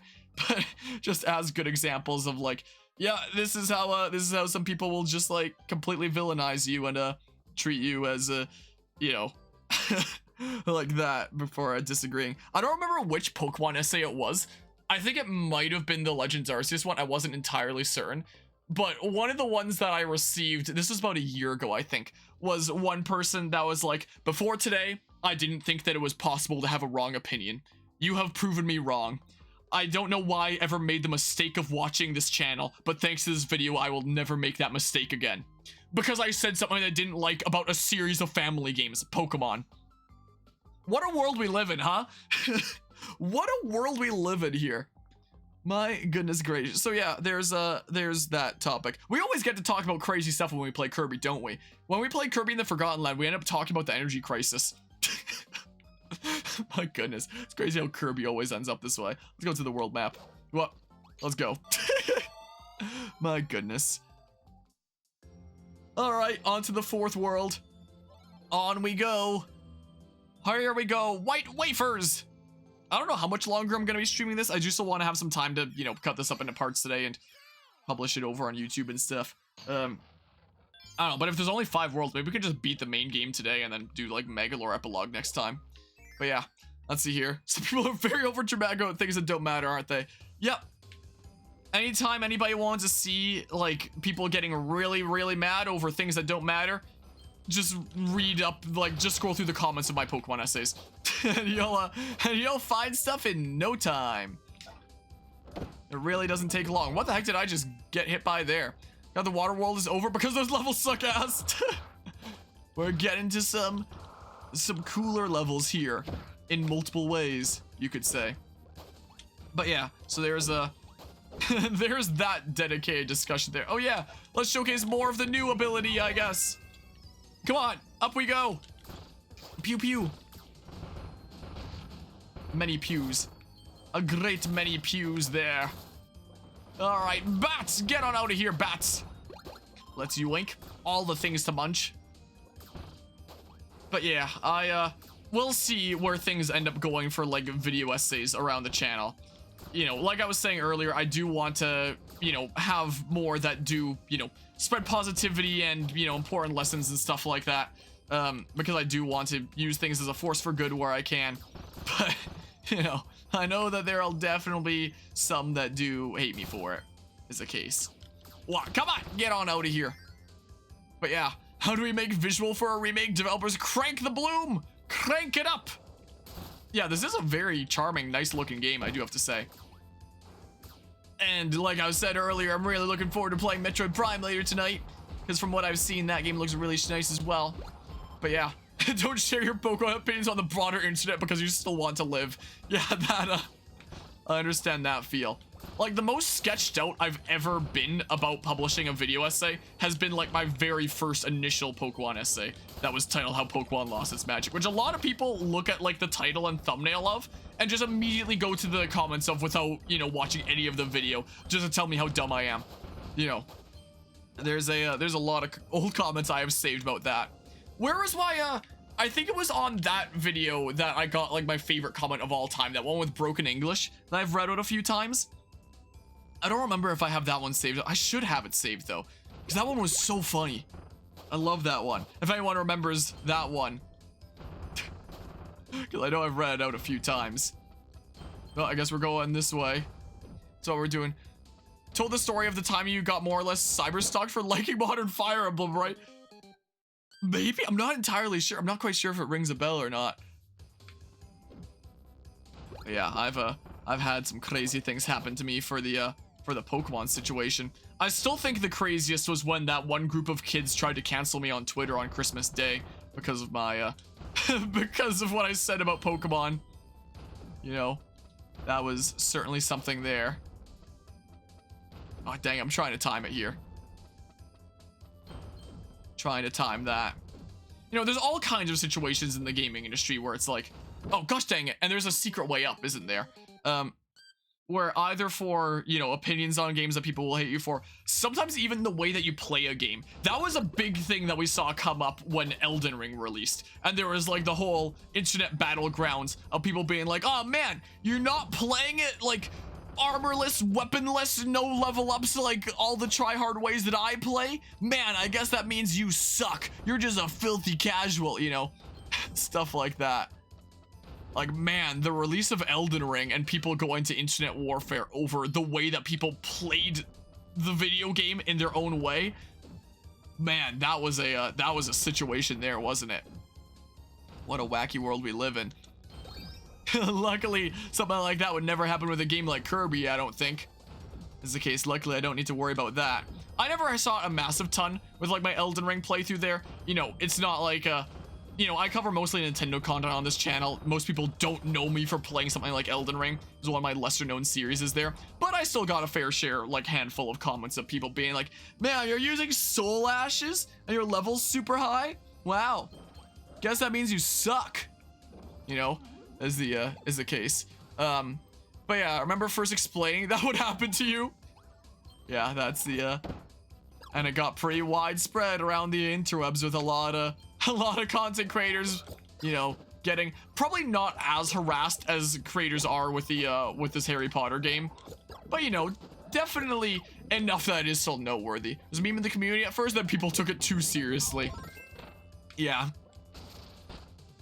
sounds about right there. Barely say anything on the internet out of fear of being judged negatively. Yeah, it's fostered an environment like this where people are afraid to say, you know, the stuff that they believe in and they're passionate about, you know? Like, that was definitely the case for me with the first Pokemon essay there. We live in a world where people are normalized to threatening / doxing people over difference of opinions. Yeah, that... It's kind of a scary thing there. And sometimes I'll see people who, you know, do end up getting harassed over things like that and end up making posts where, you know, where they're like, man, I had to put up with all this harassment over this kind of thing. I don't know if I can deal with this anymore. And some people will treat that as you know, will take it as like a sarcastic response of like, what's this? The consequences of my actions? You face people telling you that you're wrong? Like, oh my goodness, that's such an awful thing. I saw that happen with the the whole Hogwarts game situation there, where I was reading up on various different articles on it out of curiosity for like what's going on with like people's streams who are streaming that game. And one site that I saw, I don't remember what the site actually was there, but one was this one that did end up talking about how a lot of people ended up having to, you know, take breaks from content creation over that game and were getting harassed over it. But this article took the stance of like, man, these people treat it like they're not allowed to hear opinions that disagree with them. They're so butthurt by people saying that they disagree that, you know, they need to say that they need to take breaks from things. Like, what snowflakes? It's like, no, that's not what's happening. They're getting harassed over these games. They're being treated like villains over it. It's not people just casually telling them, oh, yeah, I disagree with you over that. And then the content creators being like, oh, that hurt my feelings. I'm so sad. But a lot of people like to treat it like that. And, you know, as I was saying earlier, there's even some people that I've worked with on channel projects in the past that I've seen take that stance to people that have, you know, faced harassment for some matters with the mentality of, what's this? The consequences of my actions? You're not allowed to hear other opinions? It's like, no, that's not at all what they're saying. Don't treat it like that. Like, what kind of environment are we fostering out here where we have to be so afraid to say the things that we believe in, you know? You should be able to say the things that you believe in without getting villainized for it and treated like public enemy #1, you know, is the case. Unless the things that you're saying are genuinely like things that are directly harming somebody. Like if you're, you know, if you're harassing somebody, then I would not put that under the umbrella of like, you should feel free to voice your opinion, you know? Like evidently stuff like that, where it's like, oh, I'm just voicing my opinion of you're dumb. It's like, you know, that's not quite the same umbrella, you know? That should be evident there. But you know, boopity bop. Ow, darn there. But yeah, let's see here. Even typing here in chat, is you going a little out of your comfort zone? Yeah, this was a topic that I was debating about. Like, should I even do a video essay on this? Should I even mention on stream that it's a thingamabob that I'm thinking about doing? Because, you know, like I said, it's a topic that I'm a little bit sketched out about going into, but I feel like it's important to say and important to foster an environment of respect and, you know, being able to agree to disagree without making out one another to be villains and stuff like that. Something that a lot of people in the Pokemon community could learn from. I'm sure that, you know, it's probably just a very, like, my experience with the Pokemon community, for example, I'm sure it's a very, very small minority that gets as drastic as they do, as I've seen, like, in comments with that. But, you know, the problem with so many matters, like, whether it's, like, Pokemon, whether it be this Harry Potter game, is the vocal minority are usually so dang vocal that it becomes very easy to believe that this is what the majority of people believe when it's not even the case a lot of the time. It's just that the vocal minority oftentimes, you know, no, whatever. I can put down bombs. It's kind of cool there. But there was a guy whose name you're not gonna reveal who would find any YouTube video you made or comment section you're a part of it would attack you for. Oh yeah, I do sort of remember this now. For your opinions, even made fun of your teeth, which you're super self-conscious about, all because you like Fire Emblem Awakening. That's so dumb. Like, to anybody that, you know, dedicates themselves to harassing anybody who they agree with or they disagree with over something like a video game, like, what would I even say to people like that? You know, maybe grow up, maybe find something better to do, you know? Like, you know, there are some games that I really, really hate, like Roller Coaster Tycoon Adventures, Roller Coaster Tycoon World, for example. Those, like, gross Atari games, for example. Like, I can say for sure that I hate games like that with a passion. But if somebody told me, like, man, I love Roller Coaster Tycoon World, it's such a fun and good game, I'd just be like, huh, it's kind of weird. Moving on. You know, I wouldn't dedicate myself to, you know, overpowering them. Being like, yeah, I'm gonna harass you into submission. It's like, why would I do that, you know? Yeah, there was a lot of people that got kind of mad at me for Bravely Default too, was definitely the case. I would point out, like, how that game really didn't promote strategizing. Because, you know, strategy in that game is like, oh, the boss inflicted blindness? Guess I gotta put on the blindness nullifying accessory. You know, whenever I talk about strategy in that game, I always like to compare it to like the toddler kind of games where you put, the square into the square hole, the circle into the circle hole. That's strategizing in Bravely Default 2 in a nutshell. But the amount of people I had telling me that like, no, you're just dumb. You just don't know how to strategize. You just clearly don't play enough strategy games. It's like, what are you talking about? Have you been around to see me play all the Fire Emblem games on the hardest difficulty that I have on this channel?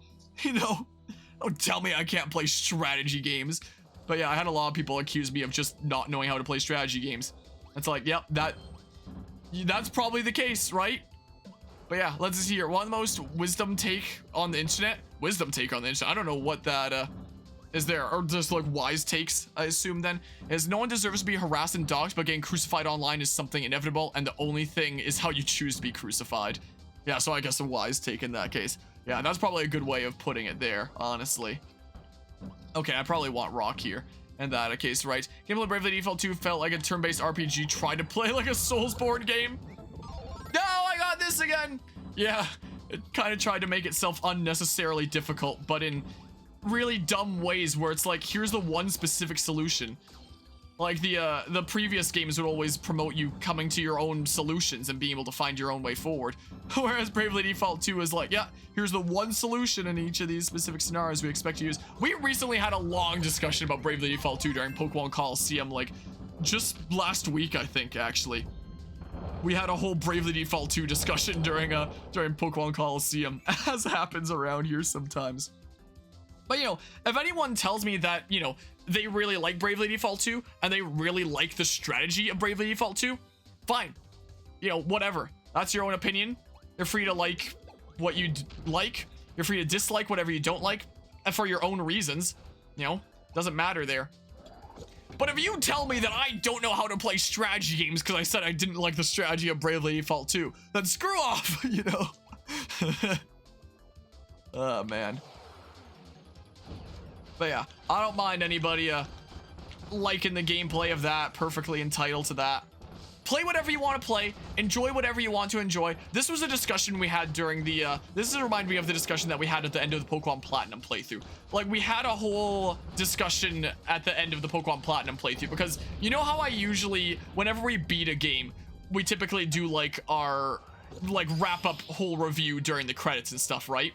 Well, during the Pokemon Platinum playthrough, I beat the game, and I was starting to do like the wrap-up discussion, and there was one person in the chat that was like, nope, you're wrong. You would lose that argument. Like, I say that things that I said that were apparently super controversial was the music was good. That Gen 4 music was good. While there's one person in the chat was like, nope, the Gen 4 music is like one of the worst.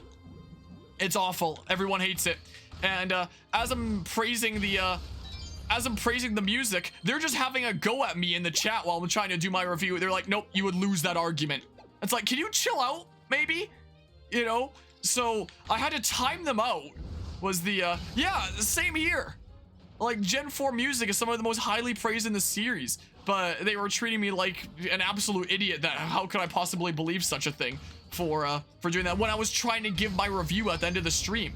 So I timed them out at the time, and I had a talk with them afterwards being like, hey, it's okay to disagree here, but, don't be having a go at me while I'm trying to give my review at the end of a playthrough.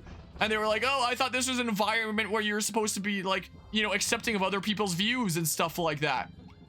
I didn't realize that somebody disagreeing with you was so offensive. Can't believe I ever came to the stream, and they never came to the stream again. Thankfully, was the case. But, they ended up villainizing me for that. When I was just like, hey, I'm just trying to give my review, wrap up discussion. Can I just do that at the end here without being treated like an idiot for having these opinions? So, in my final video of the Pokemon Platinum playthrough, that was originally going to be the final video, but I really didn't want the finale of my Pokemon Platinum playthrough to be me giving my review while there's like the only person talking in chat is this person having a go at me and treating me like I'm really dumb for having such a thingamabob. I was like, yeah, that's not really what I want up on my channel there. So I ended up deleting that. I think it still exists on Twitch. You can still find the original on Twitch is the case. But in terms of what went up on YouTube, I deleted, like, I didn't delete that. I didn't upload that part. And I just did like a dedicated hour-and-a-half discussion, and the name of that video, part 100 of the Platinum playthrough, was like, enjoy what you want to enjoy and thank you, was the way that I titled that. And it just became a whole dedicated discussion about like, hey, enjoy the games that you want to enjoy for your own reasons. I guess I don't have to suck the key. You know, if you like something for X reason, then fine, fair enough. If you don't like something for X reason, then fine, fair enough. You know, stuff like that.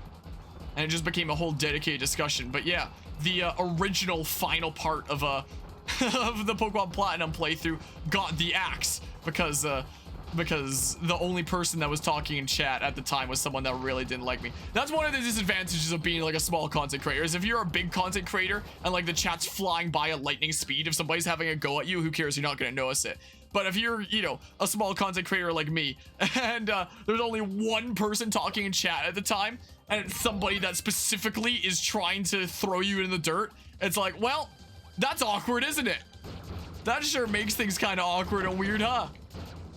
This is our first time using the ninja thingamabob there. But yeah, and let's just see here. But yeah, Jennifer has the best music in the series. Yeah, I guess I read that part. The dude was being like a colossal dick. Yeah, yeah. And when I was talking to them afterwards about it, like, hey, could you not do that? They treat it like it was completely different to like my whole mentality before that point. They were like, oh, I thought you were someone that was okay with other opinions. You know? I can't believe that, you know, you're being this two-faced way where you say that you're okay with other opinions, but you actually hate it when people disagree with you. Wow, guess I'm never coming to this live stream ever again. It's like, no, I don't mind disagreements. I mind you treating me like I'm a colossal idiot for not having the exact same opinion as you. You know, there's a difference here. So there's that. I mean, you never start just mindlessly insult you for not liking FromSoft RPG as much as you do. Yeah, and I mean, I do like them though. You know, I have my fair share of issues with them, but I do generally like them anyway. As much as you, and we had good discussion and learn from each other. Yeah, like we had respectful discussions about it. You would voice, you know, the reasons why you like it as much as you do. I'd be like, yeah, these are the things that hold it back for me. And we might not fully agree on everything, but hey, we got to one. But we have respectful discussions over it, and it's like, not everyone is gonna think the exact same thing. Isn't that what's great about people, is that we don't all have the exact same opinions on things? How boring would the world be if everyone thought the exact same thing about everything that there exists to have an opinion on? Like, the world would be so boring. We'd all just exist as clones as one another. Like, I'm of the stark opinion that, you know, that differences are to be celebrated, not shunned, you know? That's what makes the world interesting, you know? Like, my goodness gracious.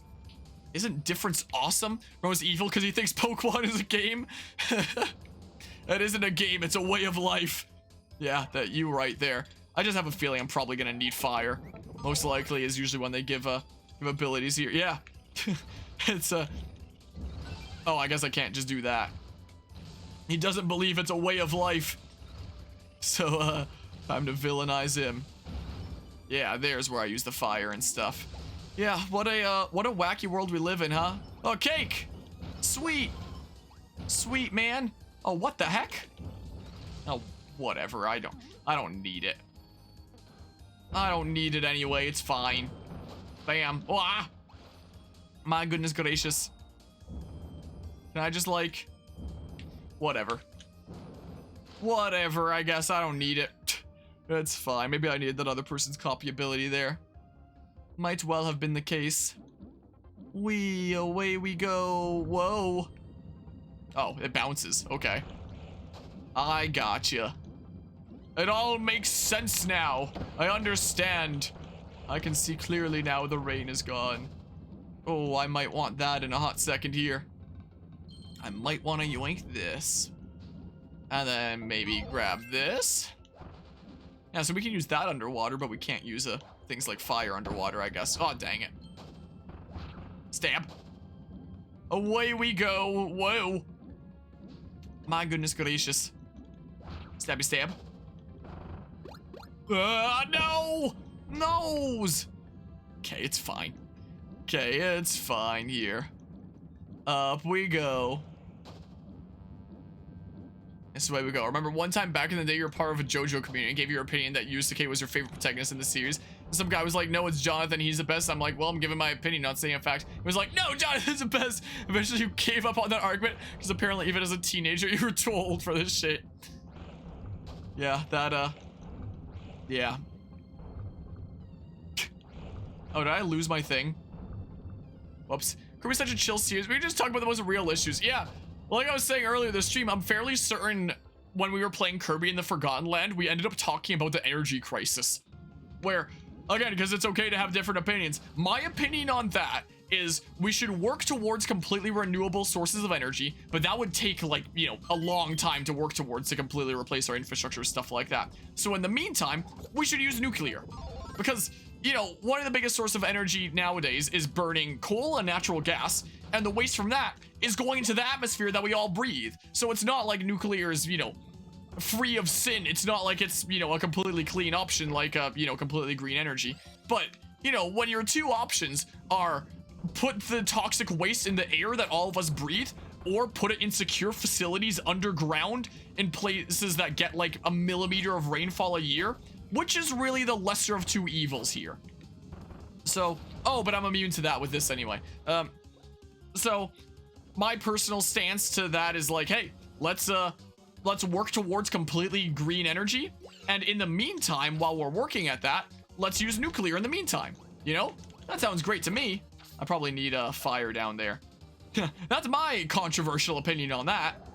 And what we ended up talking about during Kirby in the Forgotten Land was the case. Okay. Ah. Okay. Do I just? Oh, okay. Guess I could have just done that in that case. Okay, away we go. Oh, whatever. I guess you need to get the key there. I don't care that much about the cogs. I assume that's just for completion percentage. But yeah, you know, and Kirby's a simple enough game that, you know, I can just kind of play it without needing to focus too much. Like, I kind of go onto autopilot while I'm playing, as I am right now. It's not one of those games where it's like, all right, I struggle to talk about things here because I need to focus. Like, the biggest case of that is probably Fire Emblem games. You know, like strategy games like Bravely Default 2, but unlike Bravely Default 2 where I need to like really think through things. So oftentimes our streams of Fire Emblem end up, you know, the maps of that game take me like 1 to 3 hours a lot of the time of just slowly getting through the map. So at face value, it seems like the kind of game that would be great for discussion, but I just can't focus on discussing things during Fire Emblem playthroughs because I have to just sit there and like devote all my brain power to thinking how I'm gonna like get through this, you know? I still don't know what I use these for. So even though like at face value it seems like they would be fantastic for a discussion, they really aren't because you know, I just have to concentrate so hard. Whereas, you know, Kirby's like the complete opposite here, where it's like I really don't have to focus all that much at all. They're very simple levels. I just kind of autopilot my way through. Yeah, I'm not getting that. Now we can just kind of discuss about whatever. And that's what we ended up doing, you know? Because I don't need my full focus on the game. Water Galboros. Big spins. Move it about. Oh, darn you. I'm just committing. It's fine. So yeah, I would really like to discuss things during Fire Emblem, since it's like I'm not really saying a whole lot apart from just reacting to the battle that goes on for hours on end otherwise. Oh, so I have to throw that up there first. Oh, I can just... Wait, does it go up again? Oh, I see here. But unfortunately, Fire Emblem just takes too much concentration. Wait, what? Oh, okay. Argument that you most commonly see against nuclear energy is that's really dangerous because of shit like Chernobyl and Fukushima. But if you have really strict safety protocol, we should be able to prevent those kind of nuclear disasters. Yeah. Fukushima was a natural disaster and Chernobyl was like human error where they made an actual really bad mistake and not following procedure was the case. And realistically, even with that factored in, if we're going to talk just purely about like the amount of deaths caused by various energy sources, if we count the amount of deaths caused by, you know, other energy sources, even green energy causes more deaths than, you know, nuclear. Typically things like wind turbines, you know, accidents working on that and stuff is the case. Apparently there's like a decent few deaths with like hydro energy as well. I guess when there's like accidents with dams and then you get like flooding and stuff, you know. is the case there. So even if you factor in like if you average out like a average amount of deaths per year for these various different energy sources, and factor in the fact that there's disasters that occur like this typically once about every 30 years over nuclear energy's lifetime, that it's still less than the things that people commonly acknowledge as green, so there's that. All right, well, do I need the sword? Do I need that? I'm gonna assume that I do, and then head this way. Yeah. Whoa, what is happening here? It's almost like a Mario Maker auto level, except you have to jump sometimes. Okay, through here we go. Through this away we go. Okay. And away, whoa. Yeah, this is a chill time, isn't it? This is some chill stuff. Oh, I guess I could have gotten a thing rebob there. No! I pressed up to go through the door. But I just charged my sword. Classic Kirby win segment. Yeah, here we go. What is this? Oh. Okay. Interesting. I sure wonder what that's a reference to by being able to do that. Wow, I was able to sneak through there. Sweet, the air umbrella! It exists! Oops. That was not the original, what, the air umbrella? Or the sword thing, I imagine. To charge up the sword thing, Bob. Okay, give me that air umbrella. I need it. Alright. I think, wait, what's his name, Mark? Was it Mark Superbacker for that one story? Or am I getting myself mixed up with something Superbacker? If anyone's ever curious for like some wacky internet stories, look up the story of the Superbacker and the air umbrella. It might be Mark Superbacker, it might be something else, I don't know. So I can, yeah. Wee, sweet. Cool, man. But yeah, it's the Skyward Strike. Oh, it's fine. It's fine. Yeah, we good there. Don't have to worry about it. Okay. Oh, I could use this. This I could use, so yoink. And then through the doorway we go. Through this away. And then... Ow. I swear I tapped it to like dash, but I guess I didn't dash. Sucks to suck, man. This away we go. Ah! Okay. Give the suck! Okay. Ow, I'll just eat that Goro to the face. I can't get water from you, can I? I can. Ugh. Okay, everything's cool. Everything's cool here. Yeah, so I'd want this one, right? Just grab that. Yoink the foods and stuff. And then up we go. And then through the doorway. And then... Oh, we got an ultra snow guy. The snow is strong with this one. Snowball. We're doing bowling out here. Oh, speaking of bowling, there was something wacky that happened during the most recent Persona stream.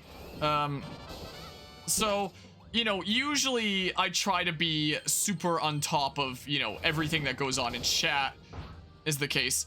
Like if there's something that I don't read, most of the time it's because I missed it. So bowl lasted longer in the original, but we barely even started it here in this. How do you know that this is shorter? How do you know already? Are you telepathic? Do you know what's gonna happen in the upcoming thingamabob? Anyway, usually I try to be on top of everything going on in chat and stuff. Though during the most recent Persona stream, there were a couple of users that I just completely ignored, did not read anything from, and there was a reason for that.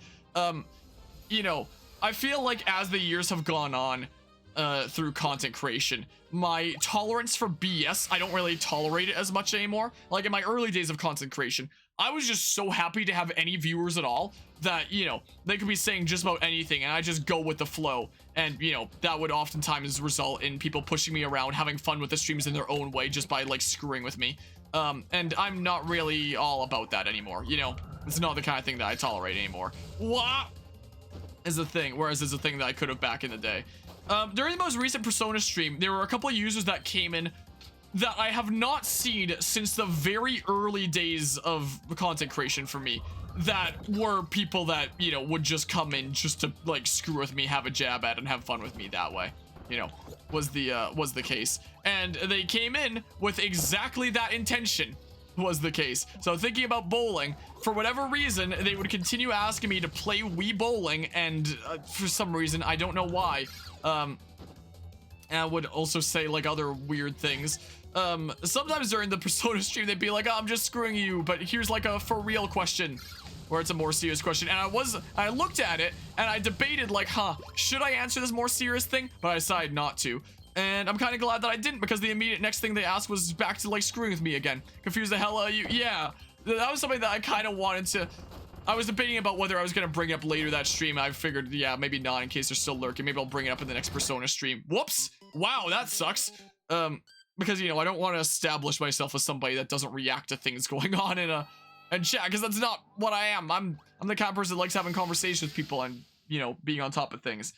But when people establish themselves as coming in, like, literally just to screw with me, and they're gonna get fun out of this stream just by messing with me, I'm not reacting to that. I did react to that back in the day. That's probably why they returned all these years later to try doing that again. It's just like, oh, he's still streaming a thing. Let's, you know, get a little bit of a fun jab out of screwing with him again. While it's the kind of thing that I put up with back then, just because I was grateful to have viewers at all, nowadays, I don't really tolerate BS like that anymore, you know, is the case. Nowadays, if someone comes in trying to screw with me, either I ignore them or they get timed out. So I figured I'd just ignore them until they went away, and that's what happened. I ignored them until they went away. They stuck around a little bit longer than I thought they would, but yeah, that's a thing that happened. So thinking about bowling, that reminded me of that. Oh, come on. And you know, sometimes that happens in other streams as well. Like when during the last 24-hour charity stream, for example, where we were fundraising for the Stollery Children's Hospital, I had somebody come into that stream just because they wanted to like get mad about like Pokemon at me, because they really hated my Pokemon opinions, where they were just like, they came in being like, oh man, how can you say such a thing? I was wondering if you could like clarify this thing that you said that's really dumb. While I'm in the middle of giving the introduction to the Stanley Parable, like the next playthrough that we're doing during this event to, gosh dang it, to raise money for a children's hospital. And so I just ignored them. And, so soon after, they were just like, that's what I thought, bad take. Like they took my silence as like an admission of defeat, and that, you know, it was just a bad take what I had in my video essays. That was a case where I snapped a little bit. I did say during that stream, like, do you mind? Can you read the room a little bit? I'm in the middle of doing, you know, gosh dang, I keep on getting hit by this. I'm in the middle of doing a charity event to raise money for our children's hospital, and you just come here to, like, direct all the attention towards you to be mad about Pokemon? Like, can you not? And I banned them on the spot. You know, I don't tolerate BS anymore. You know, so back then, I was just happy to have anybody here at all. Nowadays, I don't tolerate it anymore. You know, I don't tolerate any funny business. I feel like, you know, I've turned it, over the years of content creation, I've turned into a more harsh content creator from that sense. But I am kind of glad that that's the stance that I have nowadays, because, you know, how is anybody supposed to have respect for, you know, a content creator that doesn't stand up for themselves and lets them get pushed around, you know? That's not me anymore. It used to be me, no more. And in fact, the last time we played a Kirby game on this channel was a peak example of that. I really don't like thinking back on the Kirby Star Allies playthrough. That playthrough was kind of ruined by me, by the fact that I had somebody come in that was basically just like incessant on bullying me through like the whole playthrough. Like if I would die somewhere in a silly way, like I fall off a cliff, they'd be like, oh, dying in a Kirby game? You must be really bad at, video games. Imagine dying in a Kirby game. I would just like constantly be like, you know, taking a jab at me. Like I remember during the final boss, I was pretty surprised that, you know, if you did like a perfect dodge, the game would go into, I haven't done that much in bombs, so let's do this instead actually. The game would go into slow-mo for the final boss of that game when you did a perfect dodge, and I was like, oh, that's pretty surprising that the game activates like witch time in a Kirby game for you doing perfect dodges. And they're like, oh, what's that? The game rewards you for playing well? What a shocking idea. I was just like, are you kidding me right now? I'm saying that it's surprising that it activated like the equivalent of witch time for a perfect dodge. It's not like an inherent thing where you're just gonna know that that's gonna happen. It's not like I could play Super Mario Odyssey, narrowly dodge a Goomba, have it activate Bayonetta's witch time, and be like, oh yeah, that's par for the course. Yep, that's exactly what I expected to happen here. Like, what kind of universe are you living in where you expect that? I tolerated them for as much as I did because somebody that I went to high school with came into the stream at that point, and they said that this other person was apparently like a friend of theirs that they bought into the stream. So like I tolerated them for as long as I did because they were apparently like a friend of a friend. But nowadays, that is not the kind of thing that I would tolerate. Like, I put up with it, you know, back then as a new content creator that was just, you know, happy to have people in the stream rather than a dead chat. How do I roll it? Whatever, it doesn't matter. Nowadays, I really don't tolerate that kind of BS. So, you know, I really don't like drawing too much attention to this Kirby Star Allies playthrough because of that. Because it's kind of like an embarrassment of my past self. My past self that, you know, would let myself get pushed around. You know, but it's a good example of like, that's how I was. I'm not like that anymore, you know. If anyone comes in here to, you know, push me around, I'm not tolerating that. You're getting timed out or banned, you know. That's not the case. Like, again, to refer back to the last subject, if somebody disagrees with me on something and does want to have a respectful discussion, then either we'll have a respectful discussion on it, or I'll be like, hey, I would like to have a discussion on this, but I'm a little bit busy with this game right now that I like to focus on. Let's talk about it later. Like, let's chat in the Discord or something like that, you know? Like, one of those two. But if somebody comes in here to, like, be mad or push me around or whatever the heck, yeah, you're just out of here. I'm gonna find you in Minecraft and push you now? Man. But yeah, lads, do you remember that? What, from the Kirby Star Allies? Or, most wacky thing you see in this community was that debate in the Discord that led to a guy saying a racial slur for Westerners and Japanese. Yeah, that was crazy. Like, that was, you know, that guy, me and him disagreed about a lot of things, but he seemed to treat me as with respect there. Like, he would reach out to me in DMs to, you know, debate about some things. Sometimes I would debate him. Sometimes I just wouldn't, because it's like I had a video on it anyway, and, you know, I didn't have the time to debate this random person about every little thing. But he would typically treat me with respect. He would refer to me as Mr. Harmonia, was the case. So he'd put the, you know, the honorific in front there. Apparently there's a package by the front door that has been asked if I can bring it in. So I'll do that in a hot second here before we face the boss.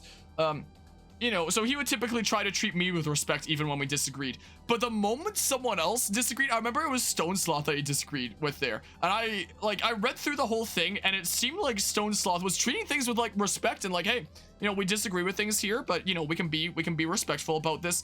But that other guy was treating it like, my goodness, you're just so, like, dumb to possibly believe such a thing. And at the time, Stone Sloth was still, like, while nowadays being a regular of the stream, back then was still, like, pretty new to, like, the Discord community stuff there. And I was like, oh no, this is such an awful early impression to get of this community, because that's not, you know, this isn't what normally goes on here.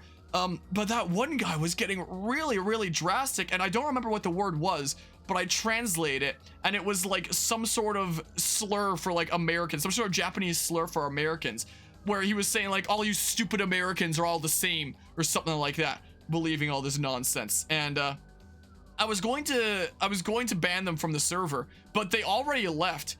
Hakijin, you think? Might have been that. I'm not quite sure. It was a little while back now.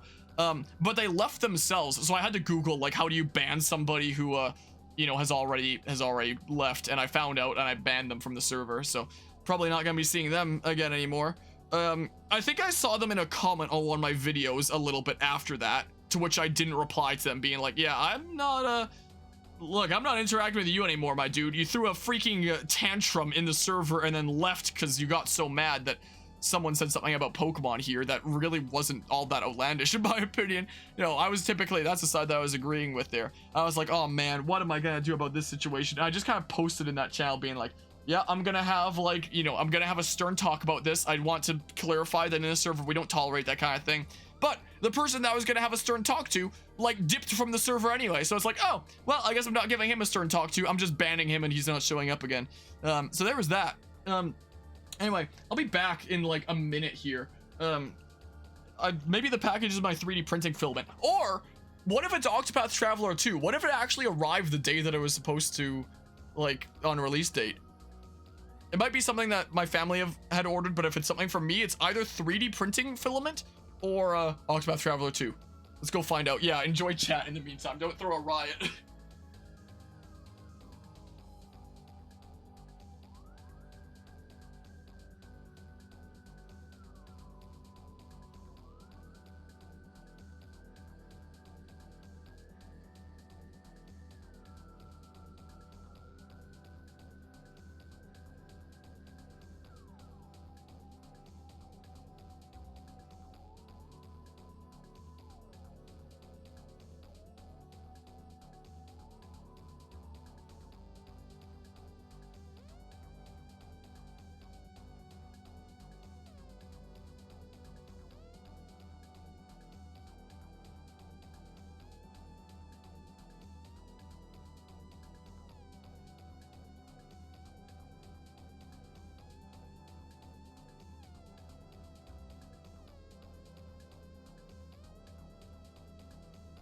Well, looks like it was a package for me.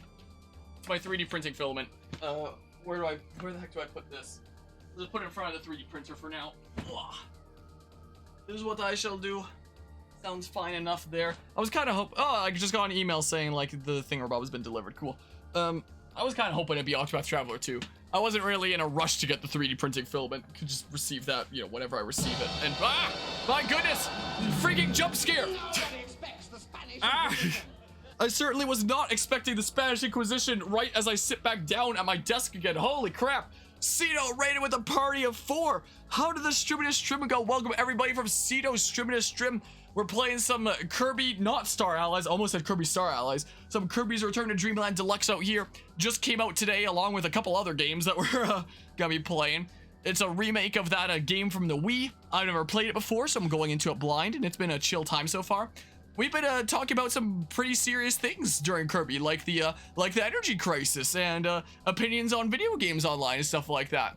But yeah, I was literally sitting there waiting for you to come out so you were ready on like the raid button just to jump scare me. Well, you got me there. You certainly got me. But yeah, I appreciate the raid there. See, how did the stream go? What were you streaming? What was on the stream agenda for today? What was going on? Also, by the way, I've now beaten the main game of Persona 5. I'm into the royal content now. I really enjoyed Persona 5 there, and I'm really looking forward to seeing like what the royal content is like. But yeah, stream was good once you got through all the tech issues from not streaming for months. That's understandable there, setting everything up again and stuff. Are these like ghostly Waddle Dees? But yeah, I quite enjoyed there.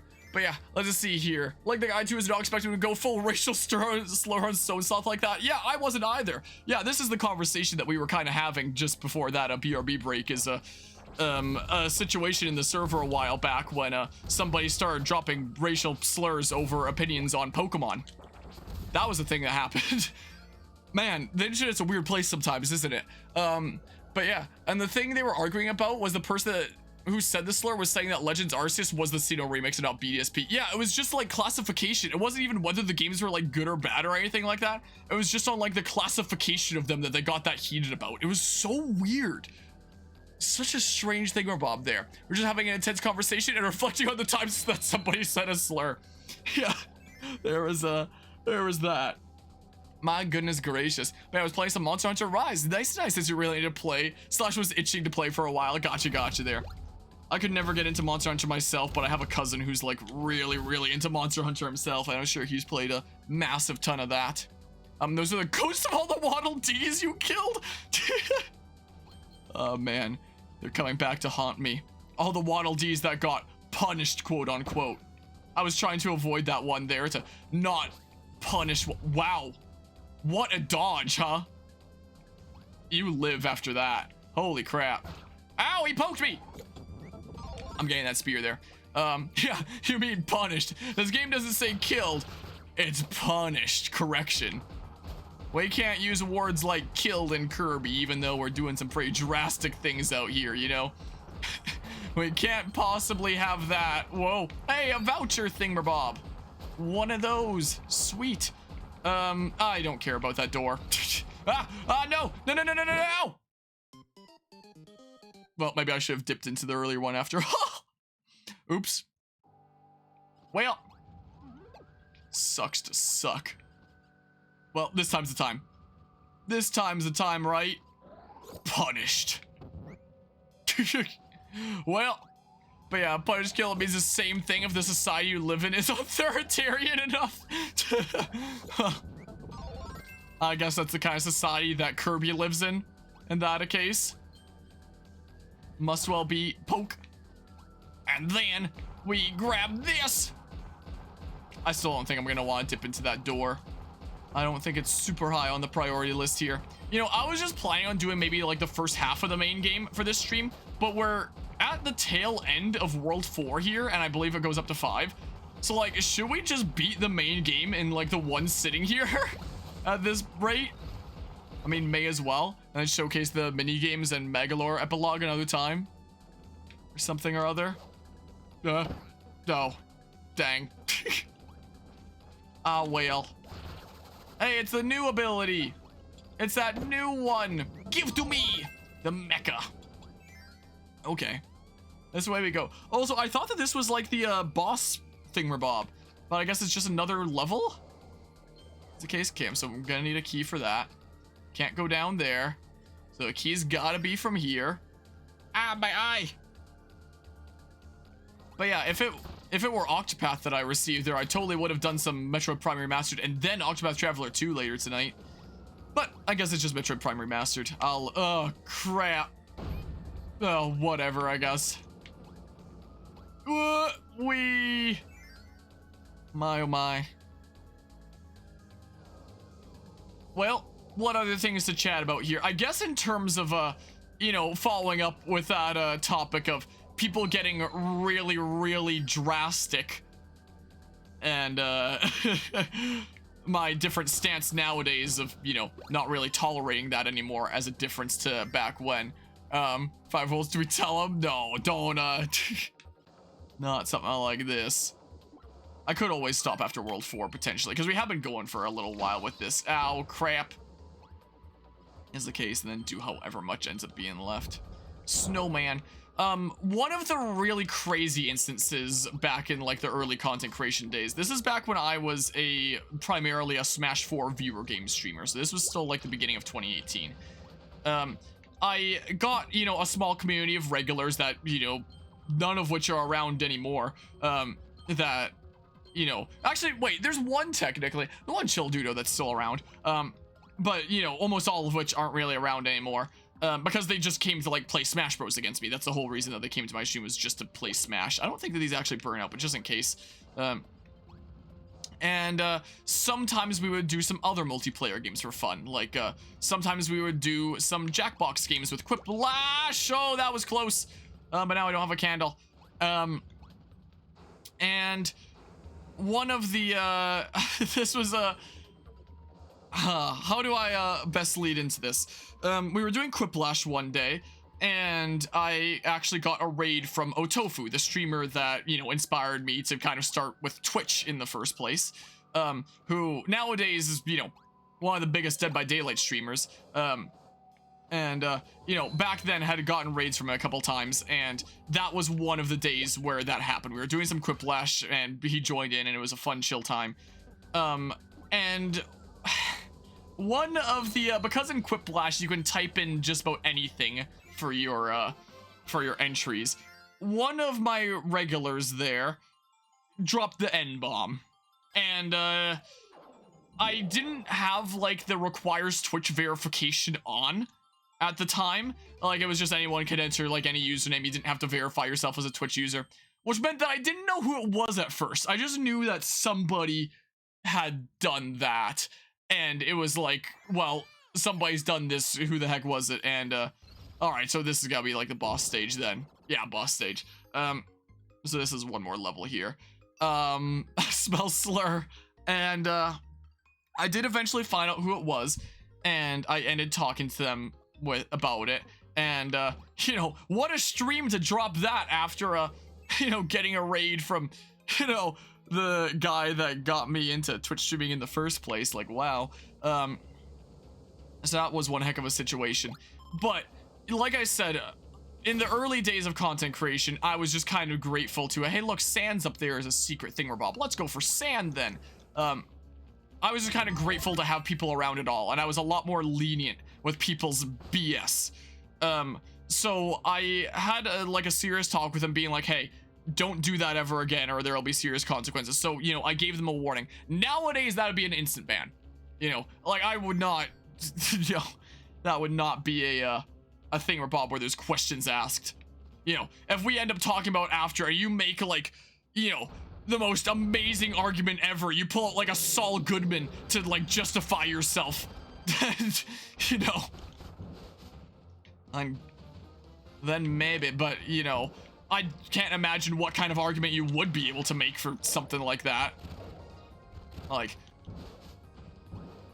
maybe something like, oh, it was my sibling that did that on my account, if they're, you know, if that for sure was the case.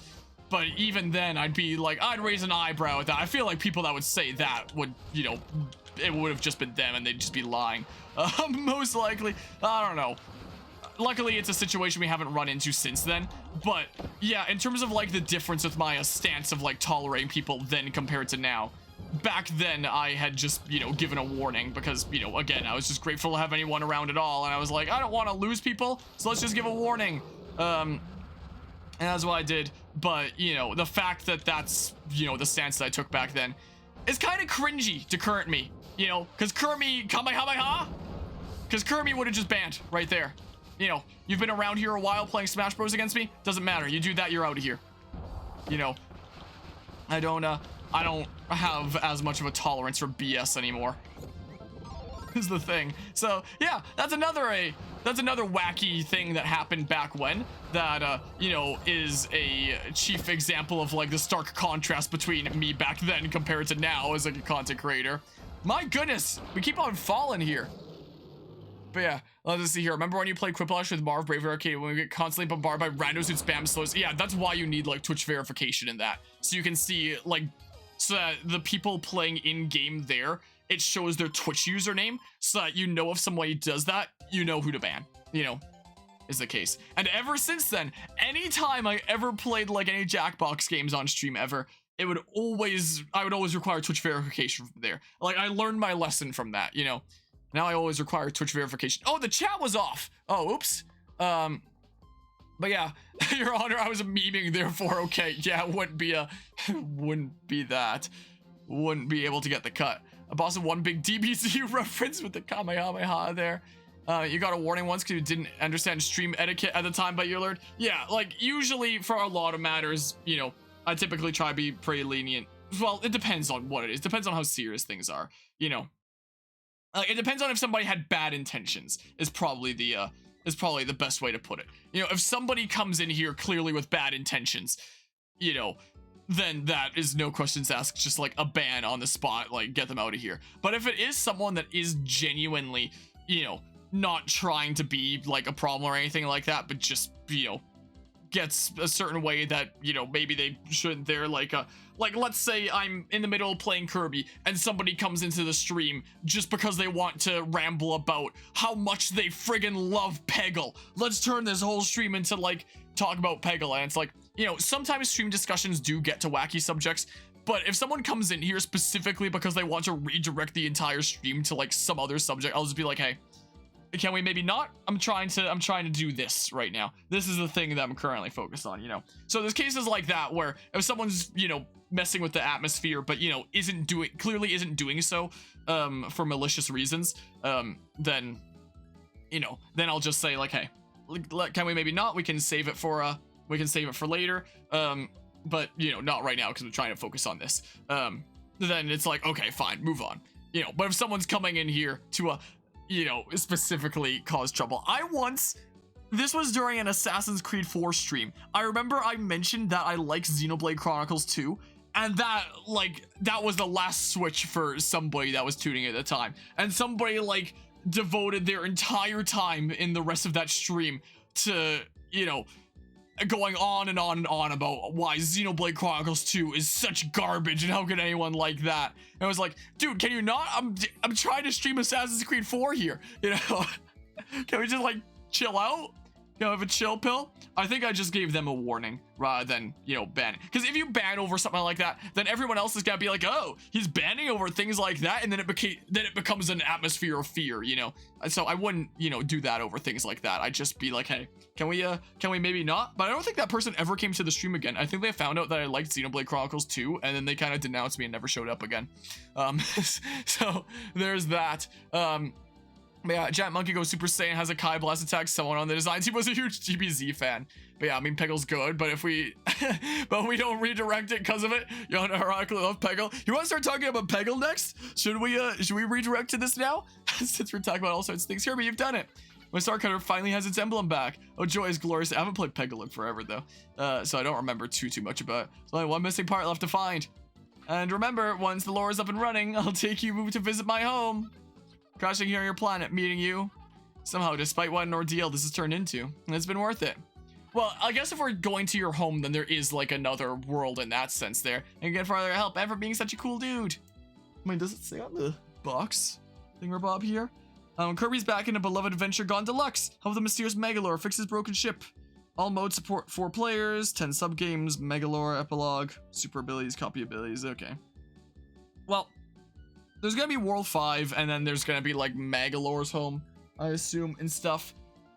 Most likely here. But yeah, Xenoblade 2 has to be one of the most overhated games you can think of. Same. I agree. That's what I feel like there too, honestly. Vocal over your distaste with 3 houses, but you only really dislike the gameplay and completely get why people love it. Yeah, like that's what I brought up with like my video essay on 3 houses. I did a dedicated video essay on like, here's the issues and grievances I have with 3 houses, but it has a lot of positive things going forward as well. And had I made a video essay going through all the positive 3 houses, it probably would have been an hour-and-a-half video essay as well. It was an hour-and-a-half video essay on, you know, 3 houses' flaws. I didn't do like a full thing revolving all its pros and cons because I just didn't have the time for it. But had I made one on all its pros as well, it probably would have been an hour-and-a-half as well. Like, it's a mixed bag. And, you know, I really do, yeah, get why people like it. You know, just like that game more than its gameplay. There are definitely a good handful of wacky things going on with 3 houses there. But yeah, I mean, it's currently 4:17 p.m. on the day that this game released. So, I mean, you know, if we have a bit more than the 5th world, if we're going to Megalore's home, Nutty Noon, and that has like 20 thingamabobs there. I can have a look, see how many levels there are. I could always wrap up the stream here, and then that means that I still have enough time to cut this up into parts today. Get the first part of this published over on YouTube today, the same day that it released. And, let's see here. And then still start Metroid Prime later and stuff. Stage 3. So does this go up to 6 as well? Seems like it just goes up and up. It's okay, stage 5. And then, yeah, there'll be boss there. So, like the last one, a slightly longer one as well is the case. And then Megalore's home. So there's still a decent smidge left is the case. So, yeah, this isn't a super duper long game. Luckily, adding this to the stream schedule isn't, you know, a super big deal. You know, it's not going to take us a long time to get through or anything like that. We're getting through at a pretty good pace. So, you know, maybe this is a good place to wrap this up for now. And then get to some work there. And then stream Metroid Prime tonight. Except maybe not too late tonight because I have to be up at a good hour for working on my Truck's Master Cylinder tomorrow. Is the case. So probably not a bad idea. And then I have some time to like follow up with the people that are going to be helping out with this project with like the time. Is the case. Wait, Amiibo? Can you use Amiibo only in specific stages? Oh. Load selection. Is there like a go back to main menu thing, Bob? Story mode. Theater. The theater is now available. View any of the movies you've seen in the game here. 37%. Yeah, so one last main part and then whatever the heck is going on in Megalore's home past adventures. I guess these are just like advertisements for these other games and stuff. Yeah, so it just, yeah. Yeah. Like I was saying earlier, that sure was one heck of a playthrough with the way that it went. Which, you know, I would not let it go that way again with any any games nowadays. More heliums. Gotcha. So it's something like that. If you use the Amiibo, Kirby turns into a jet and flies into the sun, causing you to game over instantly. Imagine there. Well.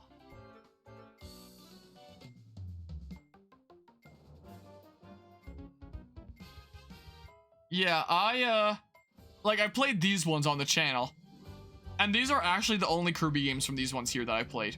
Like, I played, you know, a bunch of Kirby on the DS and stuff.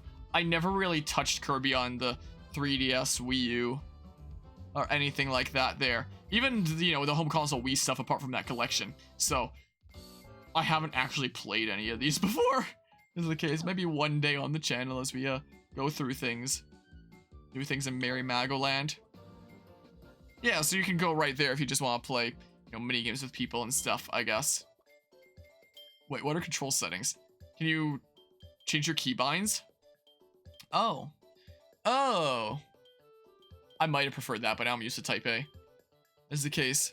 But yeah, most of our old games in Nintendo Switch Online, gross. Alright, well, yeah. Well, we got, you know, a decent bit through this game. We'll push through to finish off the main campaign next time, most likely, because it's not super long. And later tonight, we'll do some Metroid Prime. But for now, I'm gonna, you know, get to work cutting up this stream and stuff. And maybe I'll open that box with 3D printing filament, see what all I'm working with and stuff. And yeah. So with that, thanks all who stopped by and hung out for this set of shenanigans and talking about, you know, some very crazy things when it comes to stances on with opinions online and stuff like that. And yeah, until Metroid Prime later, I guess, will be the case. So until then, take care and see you. Goodbye. Oh, the music's so good. You love to hear it.